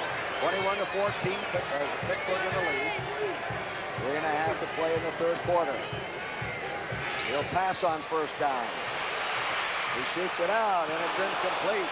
Meant for Billy Joe Dupree, the tight end. They haven't gone to him much today. They have tried to go to him. Donnie Shell has played him like a shadow all day long. They put a big burden on Donnie Shell because Dupree is an outstanding tight end. He's playing in bump and run position.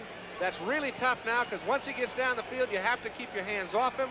He's shadowing him, and he's really responsible for the play. Well, it has to be aggravating for him. Staubach under quite a bit of pressure from Joe Green, who came around on a stunt. But you see how close Donnie Shell is to Dupree, and I think that really is bothering him, Don. You put your finger right on it. 2nd down 10. Dallas on the Pittsburgh 17. Dungy's in there. Dorsett, they had a blitz on. Dorsett goes to the 10. They had a blitz, a safety blitz.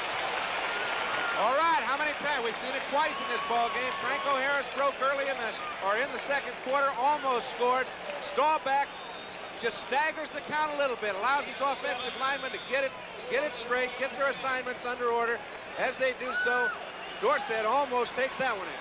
Well, he sure did. He broke it out clean. Very, very dangerous. Watch Donnie Shell, number 31. He's got to come up and try and save this on Dorsett. If he doesn't make the tackle, it's 6 points.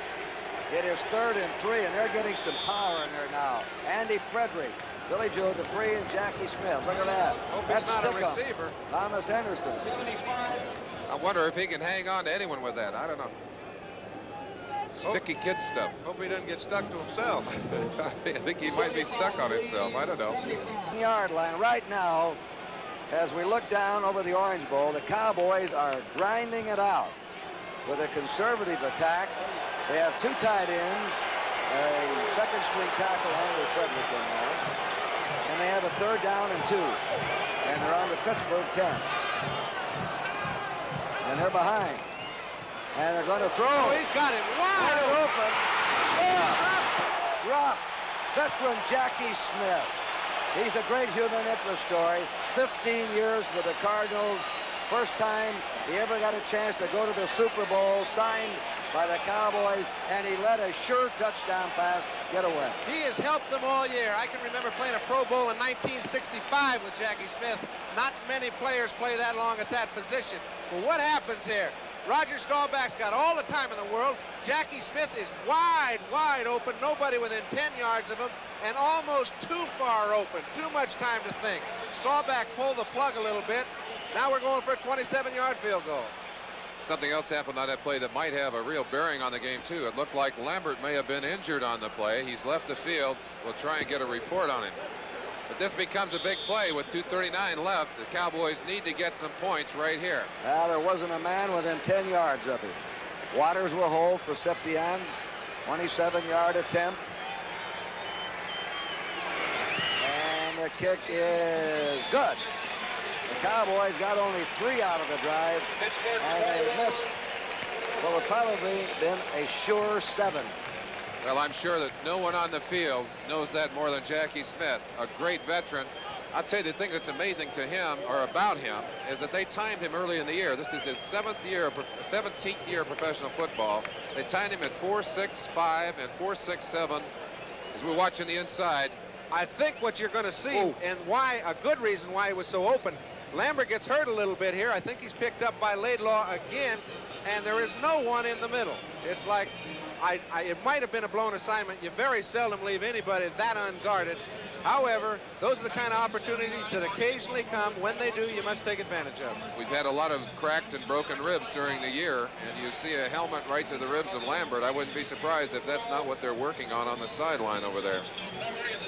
This is the score, the way the Super Bowl 10 ended, 21-17 Pittsburgh. But we're still in the third quarter here with 2:36 to play. Septian kicking off.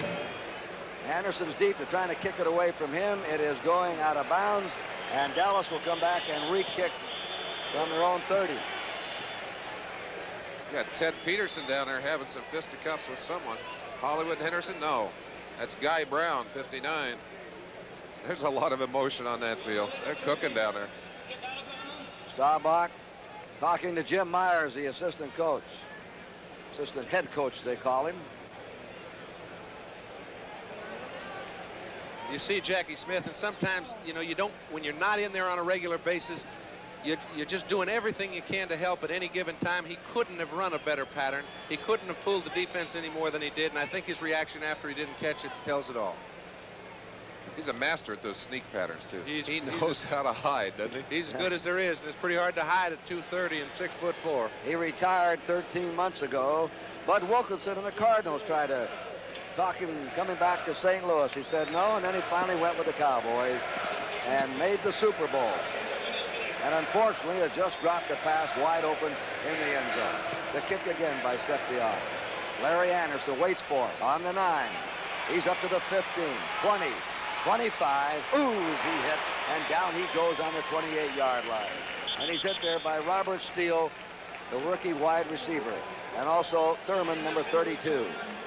The United States Olympic Committee will receive the net proceeds from an additional commercial scheduled in this program under an agreement made with NBC for the broadcast of the United States Olympic trial.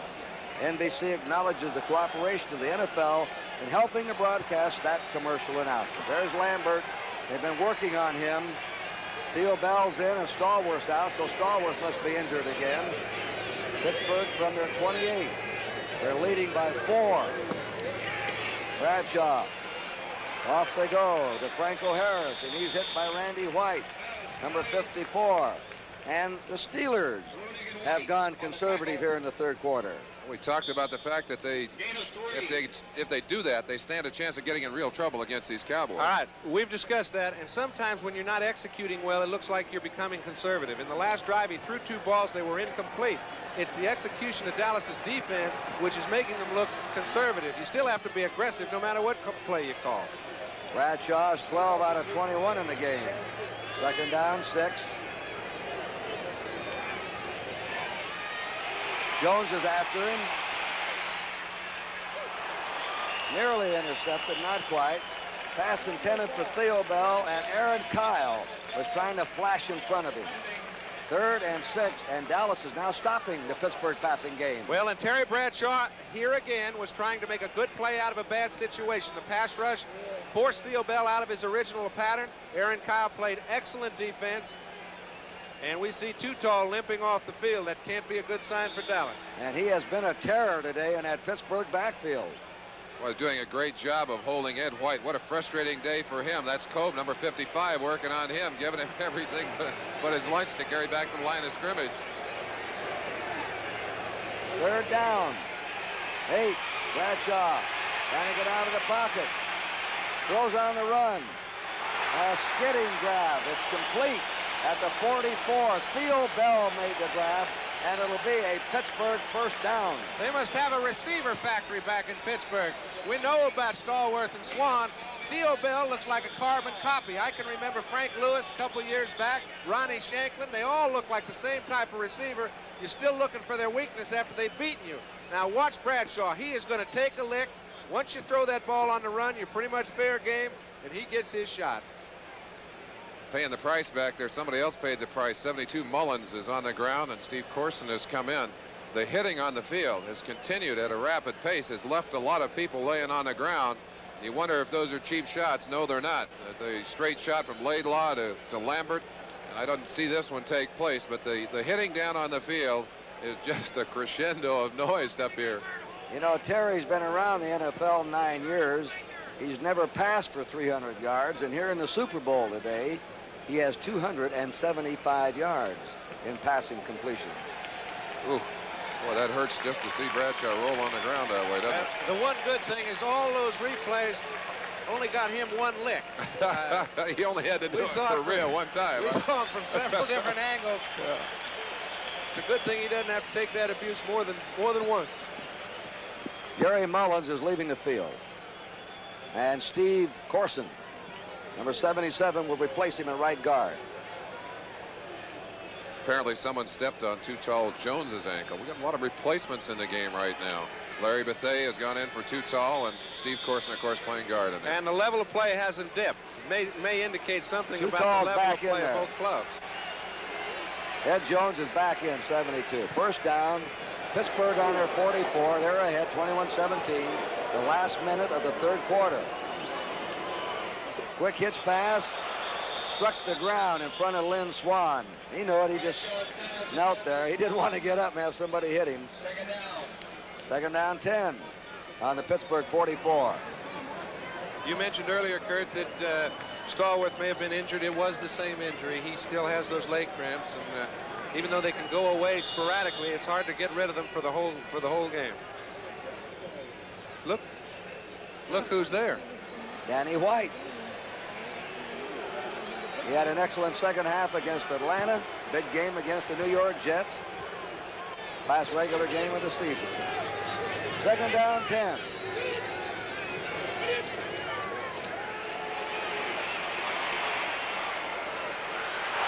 Drop, no good. No good.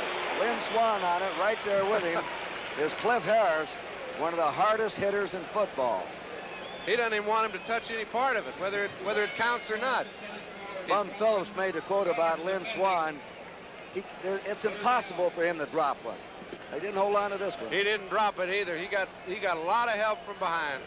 That's just good coverage by Barnes. He's played a very good game defensively. Lynn Swan has been really pressed to make the big plays in order to get any yardage on his own. Nobody's given him much all day long. You see Charlie Waters concerned about the deep pass, allowing Benny Barnes to come up and force quickly.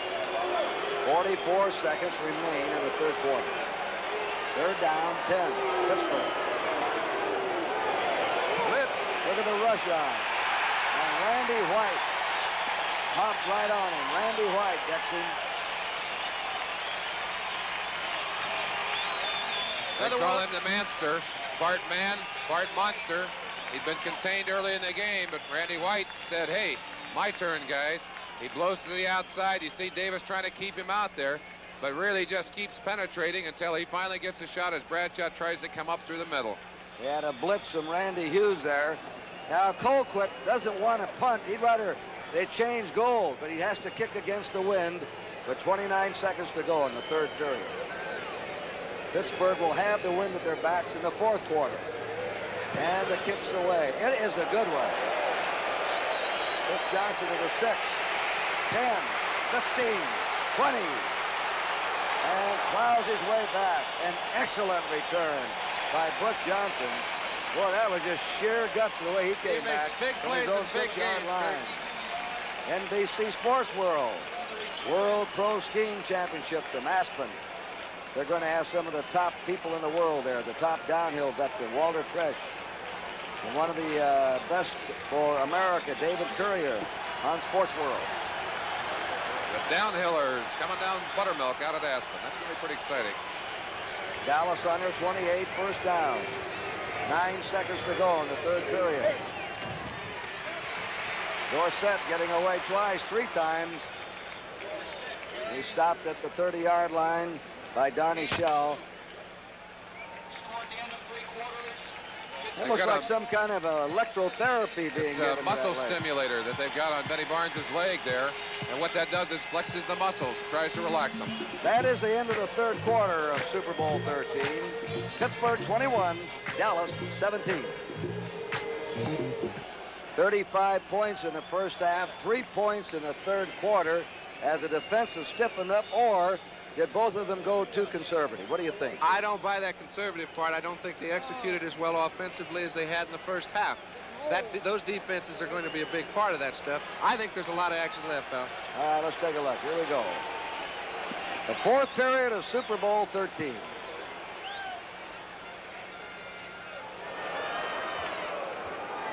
Dallas, second down, 8. Roger Staubach, way over the head of his receiver, Drew Pearson. And they have worked hard on Drew Pearson today. Ron Johnson, a rookie, the only rookie starter on either offense or defensive unit of both teams. Pearson has not caught a ball today. He's really earned his keep, hasn't he? He's right there on top of Pearson, jams him legally in the first zone, and then out of there ahead of him. Roger did what he could, but I'll tell you, Johnson has really earned his keep today. We mentioned earlier that it's hard to get a single coverage. Mike Wagner was right over there to help. Puts Johnson in. Preston Pearson, passing men.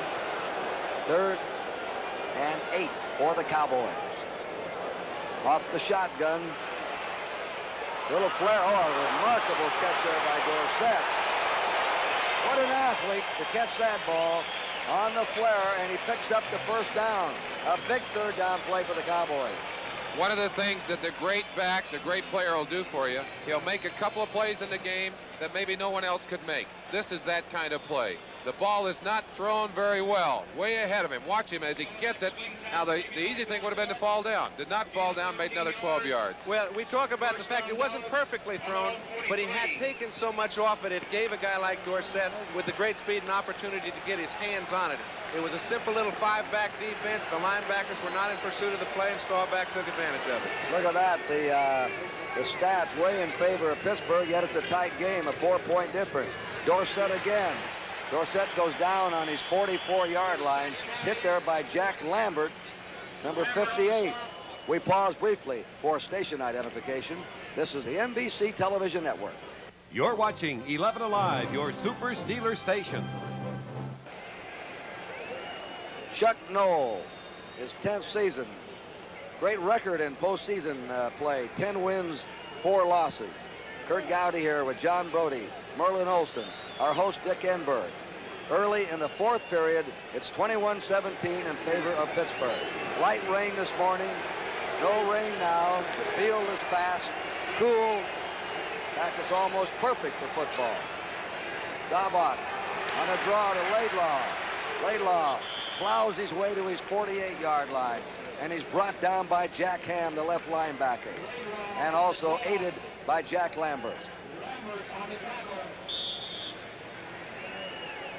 Now here's another 3rd big down play coming up for the Cowboys. And we talk about how much Jack Ham is in on the play. This time it looked like the offense may have gotten a little bit the best of him. He didn't force quick enough. When you're making the tackle 6 yards down the field, Merlin, you know that's not good defensively. It looked like he was out there responsible for the outside. I think they're using Dorsett as a decoy and opening up some room for Laidlaw inside. 3rd down 5. Cowboys 48. They're trailing by 4. Off the shotgun. Staubach flip is deflected at the line of scrimmage. I believe it was Greenwood. I don't know. He's 6 feet 6.5. And he had those arms up there. That's what a defensive lineman's supposed to do, isn't it, Merlin? Well, they call that highballing them. And certainly you got that size and you got those long arms. That's the way it's supposed to work. They're not getting great pressure. They got the 4 guys coming. It's Joe Green, actually, Green. 75. And they were playing game. They crisscrossed. That's a beautiful little stunt. And if you want to throw it across the middle, it does take your lanes away to throw. Especially when they're all that big. That's right. Danny White kicking against about a 10-mile-an-hour wind. Theo Bell is the safety man. Kick is away. And it is a good one. It's touched on the 8-yard line by Benny Barnes. We got a penalty on the field, Kurt. Danny White hesitated on that play, and he let a few of his linemen get out ahead of him. They're going to be called for an illegal man downfield. The 2 wide men can leave at the snap of the ball. The rest have to hold until the ball is kicked. Now watch this. He hesitates. Give him time to get down there. And he destroyed the timing of somebody on the interior line. They cannot leave till it's kicked. They have to anticipate when he kicks it, Kurt. And it really changed a big play. Now, Danny White has made so many big plays on his own from punt formation, both throwing the ball and running the ball, that you better have somebody keeping guard of the palace or he's going to run it down your throat. That time, it was a bad deal for D. An eligible man, downfield, number 32, offense. That was a member of the punting team, Dennis Thurman, the cornerback. There he is. Oh, the Cowboys have had 2 bad breaks here. They've dropped the touchdown pass, Jackie Smith, in the end zone, and that time they would have had Pittsburgh pinned on their own 8-yard line. But let's see what they do here. This kicks away, a low spiral. Bell on the 6 to the 10. And he's nailed immediately on the 14. So they gained 6 yards after the penalty. And it was Thomas Henderson, down to make the tackle. He can really run, Thomas Henderson. I think that's one of the finest open field tackles of the day. Watch Tom Henderson. He's on the outside. He's doing what you normally send a receiver down to do. Gets off the block right there. That's Jack Delaplane trying to knock him down. Now watch this one-on-one. Look at him break down. Great position. T-Bell didn't have a chance. What a play. We'll be back. It'll be Pittsburgh's ball. 12 minutes to go in the game. 21-17 Steelers. Here's a very interesting statistics on first downs. Pittsburgh has averaged 6.5 yards. Dallas 1.8 yards. So what Pittsburgh's been having is 2nd and 3 and 2nd and 4 in the game. Right now they have a first down from their 14-yard line. Franco Harris, a couple of yards out to his 16. Hammered down by Larry Cole, the left tackle, the 11-year veteran from the University of Hawaii. Kurt, you know, when we talk about statistics, I think this is the indication of the way the second half is going. 6.7 includes 2 first-down long gainers by Pittsburgh. That's why sometimes when we get involved with stats, even though they're as impressive as they are, they're not a true indicator of the flow of the game. Right now, both defensive lines are running the ball. Dorsett, 69 yards. I want to talk about that in a minute. 2nd down 8 for the Steelers. That pass is just tossed away. It was intended for Theo Bell. Bradshaw was being chased by Bob Brunig, and he knew he was in real trouble. He said, hey, get rid of that ball and let me loose. Blitz is coming. Bradshaw does not have time. Had he had little time, he might have been able to get Swan. It was one-on-one over there on the corner, but he does a smart thing. Something you used to do very well, John. He unloads the football. He knows the worst he's going to have now is a chance at 3rd and 8. It's also one-on-one, Brunig and Bradshaw. Yes, that precludes any other one-on-one situation. 3rd down 8. Steelers on their 16. They're ahead, 21-17. Randy Hughes, Mike Hedman in the secondary. That pass is complete. It's Randy Grossman. Randy Grossman hit by Harris, and it looks like a first down. That's knowing where your first down marker is. He caught the ball, and as he caught it, Harris knew where the first down marker was too. It's just a clash. Can I keep him on the other side of the line? He got just far enough, gave himself a little leeway. Cliff Harris gave him the right knee. He did everything he could to shake it loose. That's right. It's like trying to handle a steer. First down Steelers on. Let's put it on their 26. They're ahead, 21-17. They're going to throw again. And it is complete to 39. They hit Lynn Swan there. Right on top of him is Benny Barnes. Here's a club deep in their own territory, 4 points ahead, and bang, bang, they come out throwing. Let me ask you a question. Does that look conservative to you? He's come out of his own hole, and now they're executing. That's what I'm talking about. And that is execution on Lynn Swan's part. It goes up in the air, down on the ground. I don't know how you ever get the ball by him. Beautifully done. And the other thing it's throwing to the place where it can't be intercepted. Look how it goes to the ground here. No way to intercept that pass. 102 yards for Swan. Stallworth had 115 yards. 2 wide receivers with over 100 yards in the game. First down. The pitch is to Franco Harris. He's at the 40, and he has his legs cut out from under him at the 44 by Aaron Kyle, the right cornerback. Kyle's a hitter for a 185-pounder.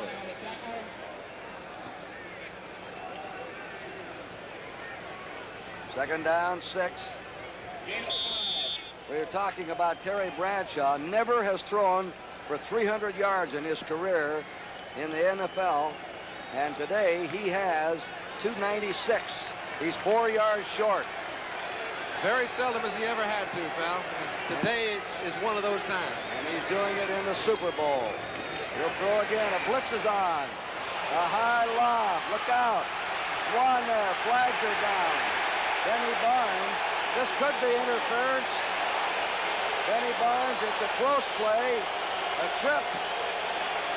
Lynn Swan and Benny Barnes. Who's it on? Well, Benny Barnes was in a position where he did not have his eye on the ball. He actually slipped trying to make a move back around toward it. And as Lynn Swan with a perfect angle to the ball went to move, they got tangled up. You see Cliff Harris is on a safety blitz. He's well picked up in the center by Rocky Blyer. It's a 28-yard penalty, and it really puts Pittsburgh in excellent position. That's an awfully tough call for an official, and they did a good job of covering it. But again, what great coverage from our camera crews, our technicians here. John, I know that you and Kurt would agree. It's just been a thrill to be able to look down here on our monitors and see this great coverage of this game. Well, that is a difficult call. Who tripped whom? Or whom tripped who? All right, first down. Steelers on the Dallas 23. Cowboys have had 3 bad breaks in this half. One. Still going. Oh, how he is hit by Harvey Martin. But what amazing running ability he has for a wide receiver.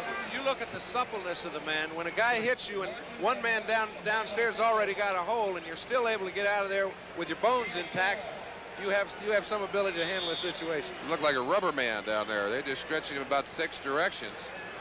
It is second down, 7 coming. Watch the play. You get a chance right there to watch D.D. Lewis get a piece of him. Watch Swan now. Watch the way he bends. Gets a shot right there, twisted over, hit again, twisted again, and got up off the ground. Ah. Second down, 7. 20-yard line of Dallas. Pittsburgh ahead, 21-17. A little over 8 minutes to play. Franco Harris, they got him hemmed in, and they stop him. That's Aaron Kyle coming up to hit him again. The play was turned in, though, by Larry Cole and D.D. Lewis. They shred the blockers and allowed Kyle to come up and make the hit. Amazing that Dallas has controlled Harris so well during the day. Get a good look at it at ground level. Harris trying to get to the outside. He's got Mullins, 72, in front of him, but the pursuit is so good and so quick. You see Lewis out there. You see about 4 or 5 other Cowboys. White out there, just unable to get any kind of yardage at all. Larry Bethea replacing Harvey Martin at right end. Randy Hughes is in. Third down, 5. Pittsburgh on the Dallas 18. Pittsburgh leading by 4. Here they come. Blitz. They got him. Okay. Blitzing, 56. Thomas Henderson. You know what?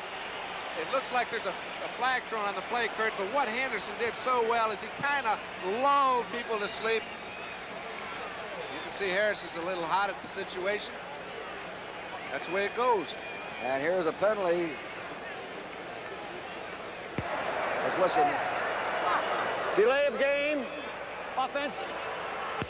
Delay of game against the Steelers. They mark it off. 7:17 to play. It is now on the 22-yard line of Dallas. It'll be third down and 9.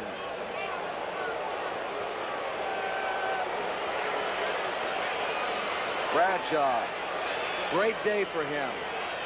Third and 9. Franco Harris sprints it through. Harris scores! Franco Harris.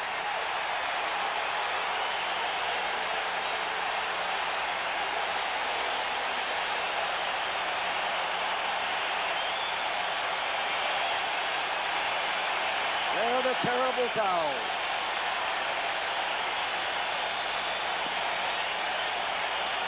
Joe Green, Franco Harris, teammates on great ball club. All right, you said earlier, Merlin, that if Pittsburgh's offensive linemen can get Dallas out of the flex defense, they can start trapping people. All they need to do is give Franco one hold. They gave it to him there. Webster, Mullins, and Penny did it. And it's a trap. You see it right there. That's number 74 coming up to the inside. He threw the most critical block, but Franco just blew up in there. Ray Penny, of course, done a great job for them during the year playing guard and tackle. Gorilla's kick is up. Flag is down. Flag down. There's Franco Harris. Money player in the big game. Offside. Dallas. Kick is good.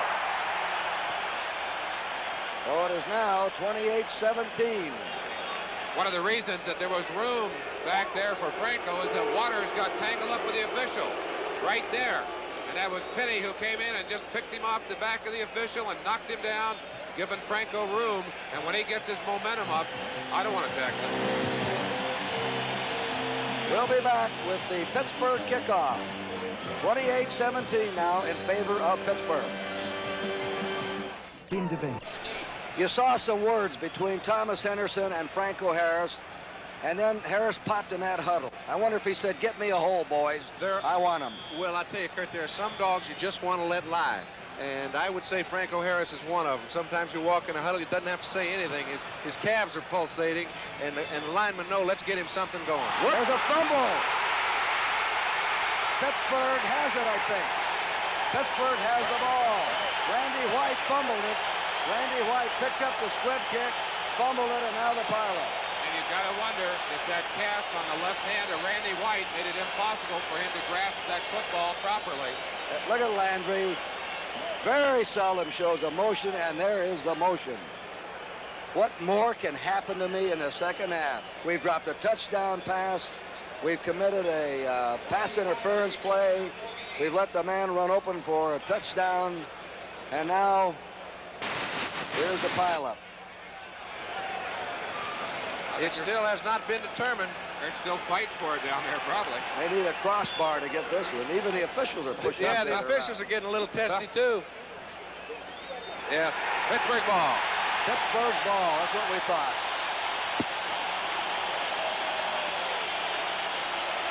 Randy White, a defensive tackle, picked up the squib kick and fumbled it. They still won't untangle down there.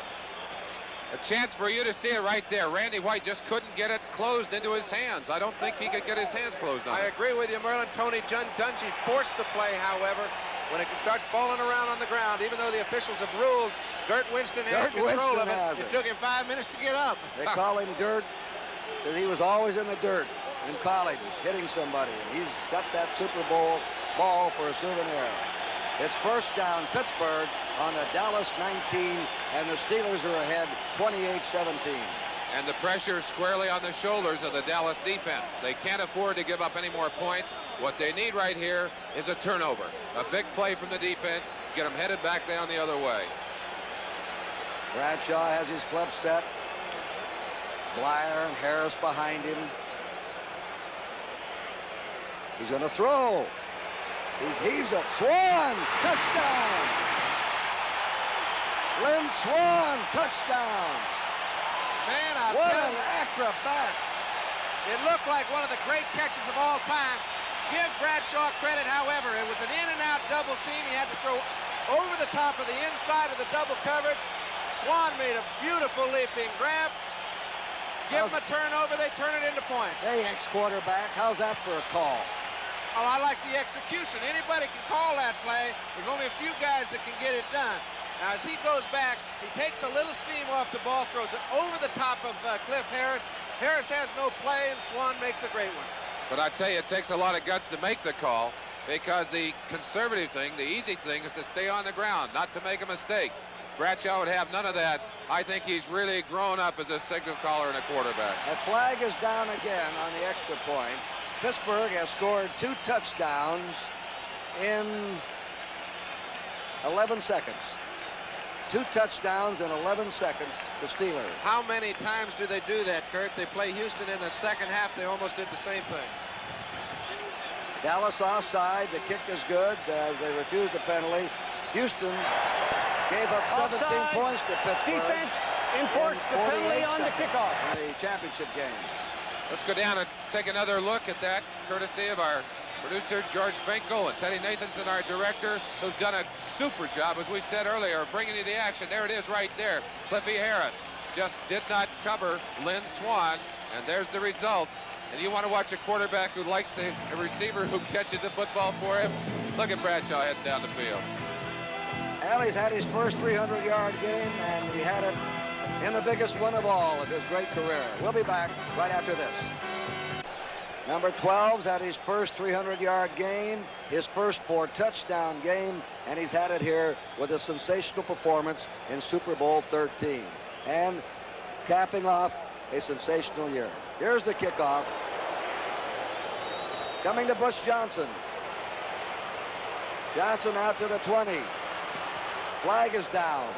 And he stopped at his 28 with 6:39 to go in this game. We'd like to let our viewers know that the preview of Brothers and Sisters is going to be seen in its entirety over most of these stations at the conclusion of the Super Bowl coverage. A brand new show, and one that we know that you're really going to enjoy. They tell me it's going to be a real hit. 2 touchdowns. We just spaced it out. Personal foul, clipping 59 on the run back. Everything's going wrong for the Cowboys now. That's the way it can pile up on you. Guy Brown clipping. The 2 touchdowns were scored in the space of 17 seconds. Pittsburgh scored 17 points in 48 seconds against Houston at the close of the first half. 35-17. Now Staubach has to perform some kind of magic. Dorsett coming out and is dropped at his 18-yard line by Jack Lambert. What a happy man he has to be. His biggest game ever, before his biggest audience ever. Well, let's not, Kurt, let us lull ourselves into the same viewpoint that I'm sure Pittsburgh won't. I've seen Roger Staubach come back and beat a team that I was involved with in the last 2 minutes, score 14 points before we even got the ball back. So this baby is far from over. That was that famous game out in San Francisco. Yeah, famous to some, infamous to others. 2nd down 2. Cowboys under 18.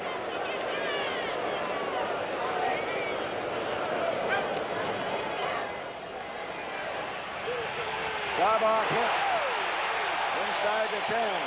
76 is Banaszak. He's there for his 2nd sack. Little stun over there on the right-hand side. Banaszak from his end position coming in behind the move of number 64, Furness. Watch it here. Furness comes to the outside, occupies 2 people. Banaszak breaks inside. He gets pinned on the other side of Staubach. Now watch him. Spins around to the inside and takes Roger down before he can get that ball off. 4 sacks today for the Steelers. A very physical team. He's got his own bunch here, Banaszak. 70,000 Steeler fan signatures on that sign, by the way. 3rd down 11.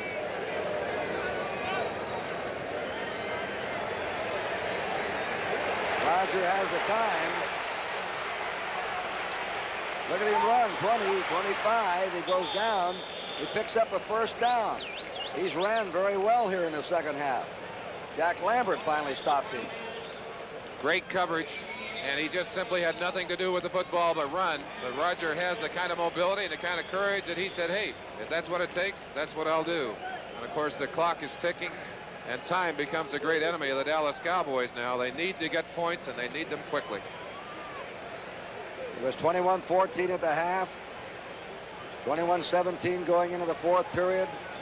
And then the Steelers burst loose. On 2 great Bradshaw calls. Is Bradshaw the most valuable player? Well, we'll find out. Swans had another great Super Bowl. Staubach deep to the sideline. And the pass is caught at the 45 by Butch Johnson, or by Drew Pearson. That's his first catch, Drew Pearson. You can't help but wonder what Stallworth would have done in the 2nd half if he hadn't come down with leg cramps after going over 100 yards. And I think it's a credit to this Pittsburgh team that they were able to overcome the loss of that greater receiver. They just stuck Theo Bell in there, and he just picked up where Stallworth left off. Well, that's an example of the kind of depth that both these teams have and the kind of performance they've gotten from 2nd-line people today and during the year. 1st down Cowboys. They're on their 45. They're trailing 35-17. They run a draw play. And racing over the 50. Getting out there's Dorsett. Dorsett's at the 30. And he's down at the 27. Hit by Ron Johnson, and here nearly broke it. And he may be over 100 yards now. Dorsett's not about to give it up. The Cowboys aren't about to give it up. Little draw play. Handed off inside. They're all coming hard on the pass rush. Dorsett gets away. Watch Steve Furness. Big tackle. He's down there, almost gets a piece of, look at him. He's chasing for all he's worth. Ron Johnson comes across and puts him on the ground. Okay, this is what the great backs are noted for. Excellent tackling, but if you get a Tony Dorsett in there, I don't care who you are defensively, you're going to have your hands full, and he's going to get loose. 1st down, Cowboys in the Steeler 27. Play action pass. Pass is short, and it is complete, I think, at the 16. Complete to the tight end Dupree, who had to sort of wait for the ball. He had to wait for the ball, but he was in a one-on-one situation with Taves. Staubach got the ball off in a sheer survival circumstance. He was trying to go deep down the line to one of his wide receivers. He had Dupree as an outlet man. Taves was all over him, but with his back turned to Roger, never knew where the ball was. Gary Dunn is in at right tackle. Shell is being worked on. Tony Dungy's in there. Get that clock! They've already voted for the Most Valuable Player Award, and Terry Bradshaw has won it unanimously. Dallas has not conceded, however. They certainly haven't. First down, and the Pittsburgh 16. Staubach's pass. It's complete. Drew Pearson hit from behind by Robin Cole. Oh, he's caught 2 in a row now, Drew Pearson. Tell you, Drew hasn't had a chance to really expose some of the skills he has, but when we see that wide-angle shot, it's great. You see Pearson on the right of your screen. He goes into the end zone. Everybody's covered. He knows Staubach's in trouble, and here he comes back. It's the only hole in the secondary. He finds it and gets the ball. That's why he's a great receiver.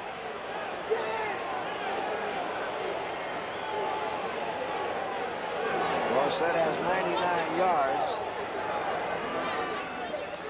Little flipper out to Dupree. Dupree, touchdown. Billy Joe Dupree scored, and the Cowboys come right back. And you have to say, what a tremendous team they are, not to quit. Down as far as they were, the easy thing maybe just to say, hey, it's over, we can go home.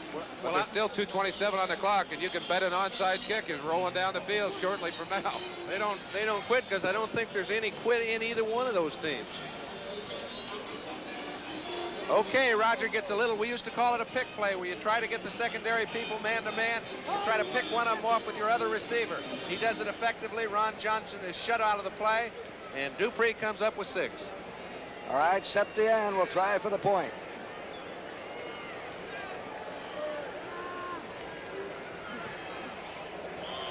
It is good. And now we'll look for the onside kick. 2 minutes and 27 seconds to go. The score is Pittsburgh 35 and Dallas 24.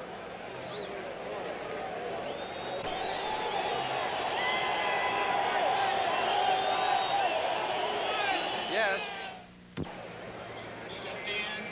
Septien will kick. Now notice all the Pittsburgh men up on their 45. On the Dallas 45. And they're all players that can move and have good hands to try and recover this little onside kick if it comes. And there it is. And it is fumbled around. And Dallas has it. Dallas has it. Dennis Thurman comes up with it. And I tell you, he came up with a great play, because he's sitting there with Tony Dungy, has a first opportunity to get it. He's been a big play man for him interception-wise all year. The ball's coming hard, takes a funny bounce. He picked it off in the air.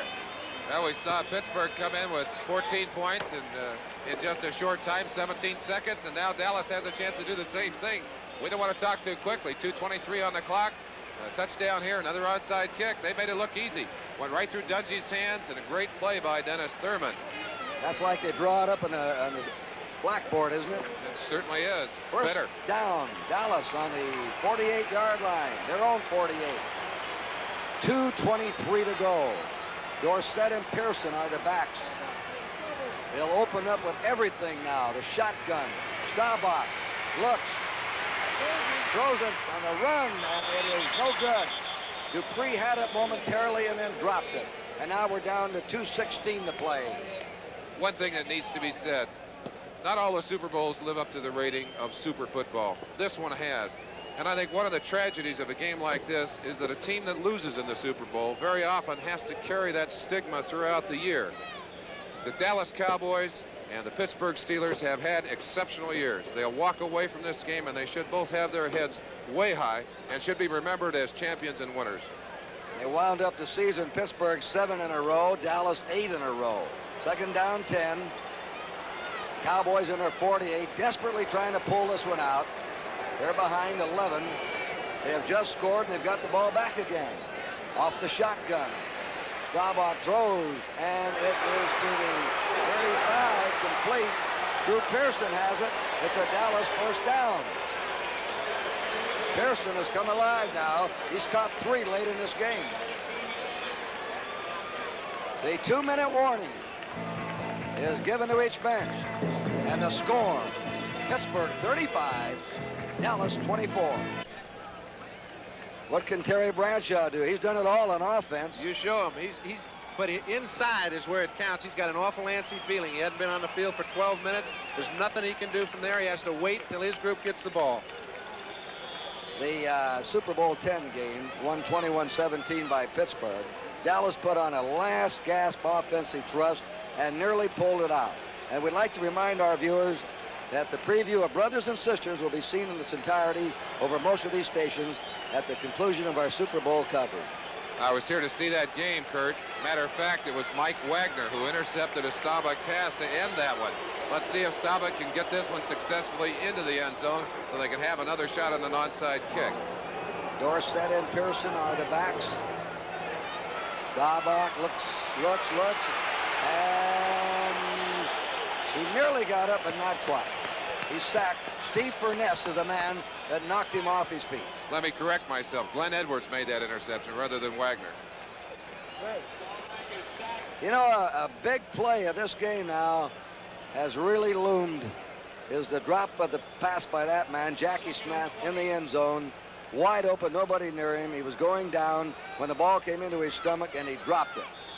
And that has been a big play in this second half. You're absolutely right, Kurt. It's amazing how 60 minutes of football can sometimes turn on one play. Second down, 20 to go for the Cowboys. 1 minute, 39 remaining. 35-24 Pittsburgh. And Pittsburgh's hanging on now. Staubach fading deep. Out to the sideline he goes. It's complete. They're trying to get the ball out there to Dorsett and let him go to work. But number 59, Jack Ham, is a hard man to shake away from. I tell you, it looked to me like Dorsett had just enough room to make the play. Ham was the only man that could shut him down without giving him about a 15-yard gain, and he did it. There's the time. Dallas Cowboys have made some big plays. Ham made the big play there. Third down, 18. We're approaching a minute to go. Steals in a rookie wide receiver. He'll go for the end zone. It's deep, deep to Tony Hill and over his head. Tony Hill, number 80. He was trying to hit him with a big one, get the onside kick again, and hope to pull it out. Steve Furness. He's down. Furness, the right tackle. Well, Merlin, don't these, you know, when you know a team's throwing the ball, you're a down lineman, and they're throwing it 10 or 11 times in a row, it has to be physically really defeating. It does that. Furness has had ankle trouble. In fact, missed a good part of the first part of the year and had a freak ankle injury in the warm-up. He was their most effective lineman last year, but he's come back and played well. He'll have some time to heal. He's made a good account for himself on the field today. You see him get a pat on the back from George Perlis, the defensive coordinator, on the sideline. Gary Dunn replaces him at right tackle. Gary Dunn. So the situation is now 4th down, 18. Dallas ball. It's Pittsburgh's down to that. 38. That's it's right. Down to that, Kurt. Chuck Noll looks up at the clock. 52 seconds remaining. These coaches, they could be leading by 50 points, and they're never positive.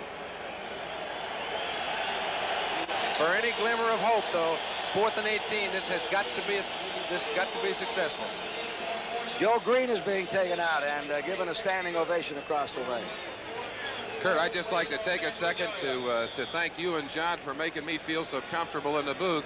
I know that having a chance to work together over the last 2 years, the last thing you needed was a third voice, and you've really done a good job of making me feel like I belonged, and I want to thank you publicly for that. Boy, how you belong, too.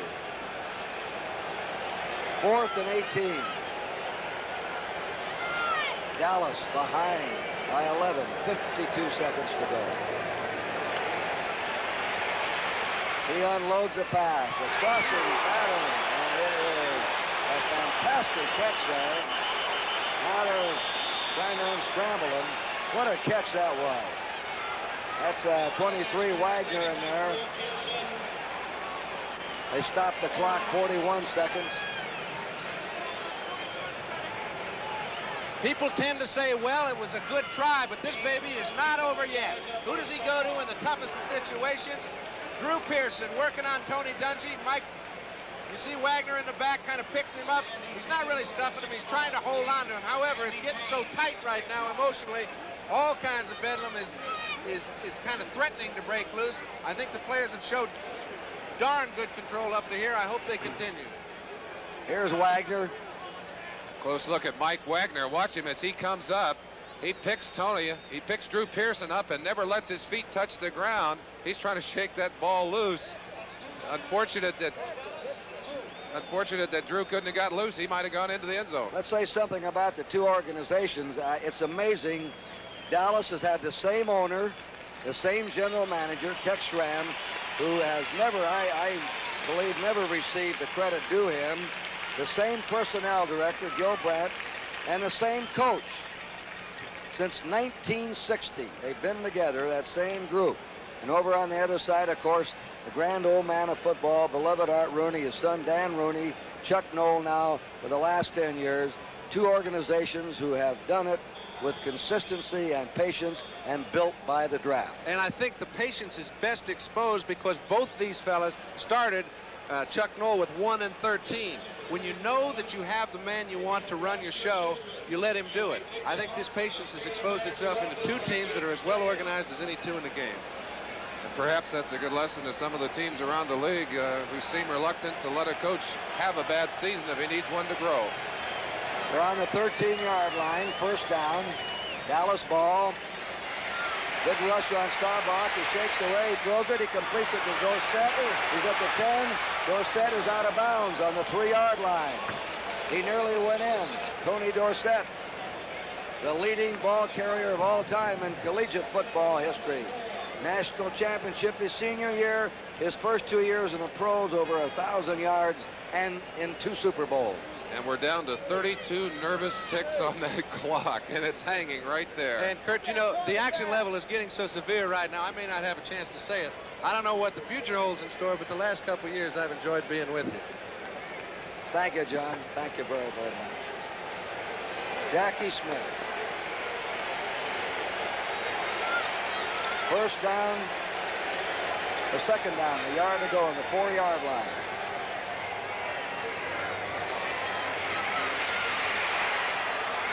No good. No good. Intended for Preston Pearson. Just a little short. Staubach was throwing off balance. Boy, this Cowboy team has not quit. They never do anyway, but how they fought back. And you sit there and you say, 2nd and 1 on the 4. Why don't you try a running play? There is not enough time. 26 seconds. He knows he's got nowhere to go. He thinks he has a last-ditch chance on this. Every 2 or 3 seconds are very meaningful at this critical time. He'd like to have done it on that one. We want to thank Joe Costanza for his research and statistics, Jason Shrinsky for his aid here in the booth, and a mysterious spotter. She will remain unknown. 3rd down and a yard to go. The pass, touchdown. That is Butch Johnson. Dallas comes back with 2 touchdowns. They still have time for another onside kick. Well, Cody, Cody, you were right. Now listen, it's been a long afternoon, but this man's just as game as they come.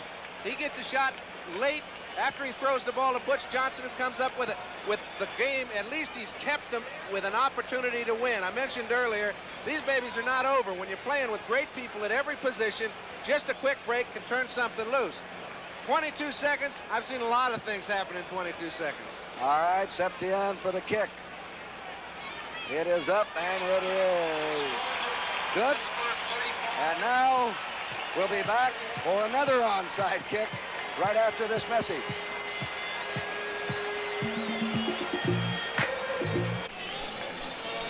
There's the time. That's the story of the desperate Dallas drive. They have come back with 2 touchdowns.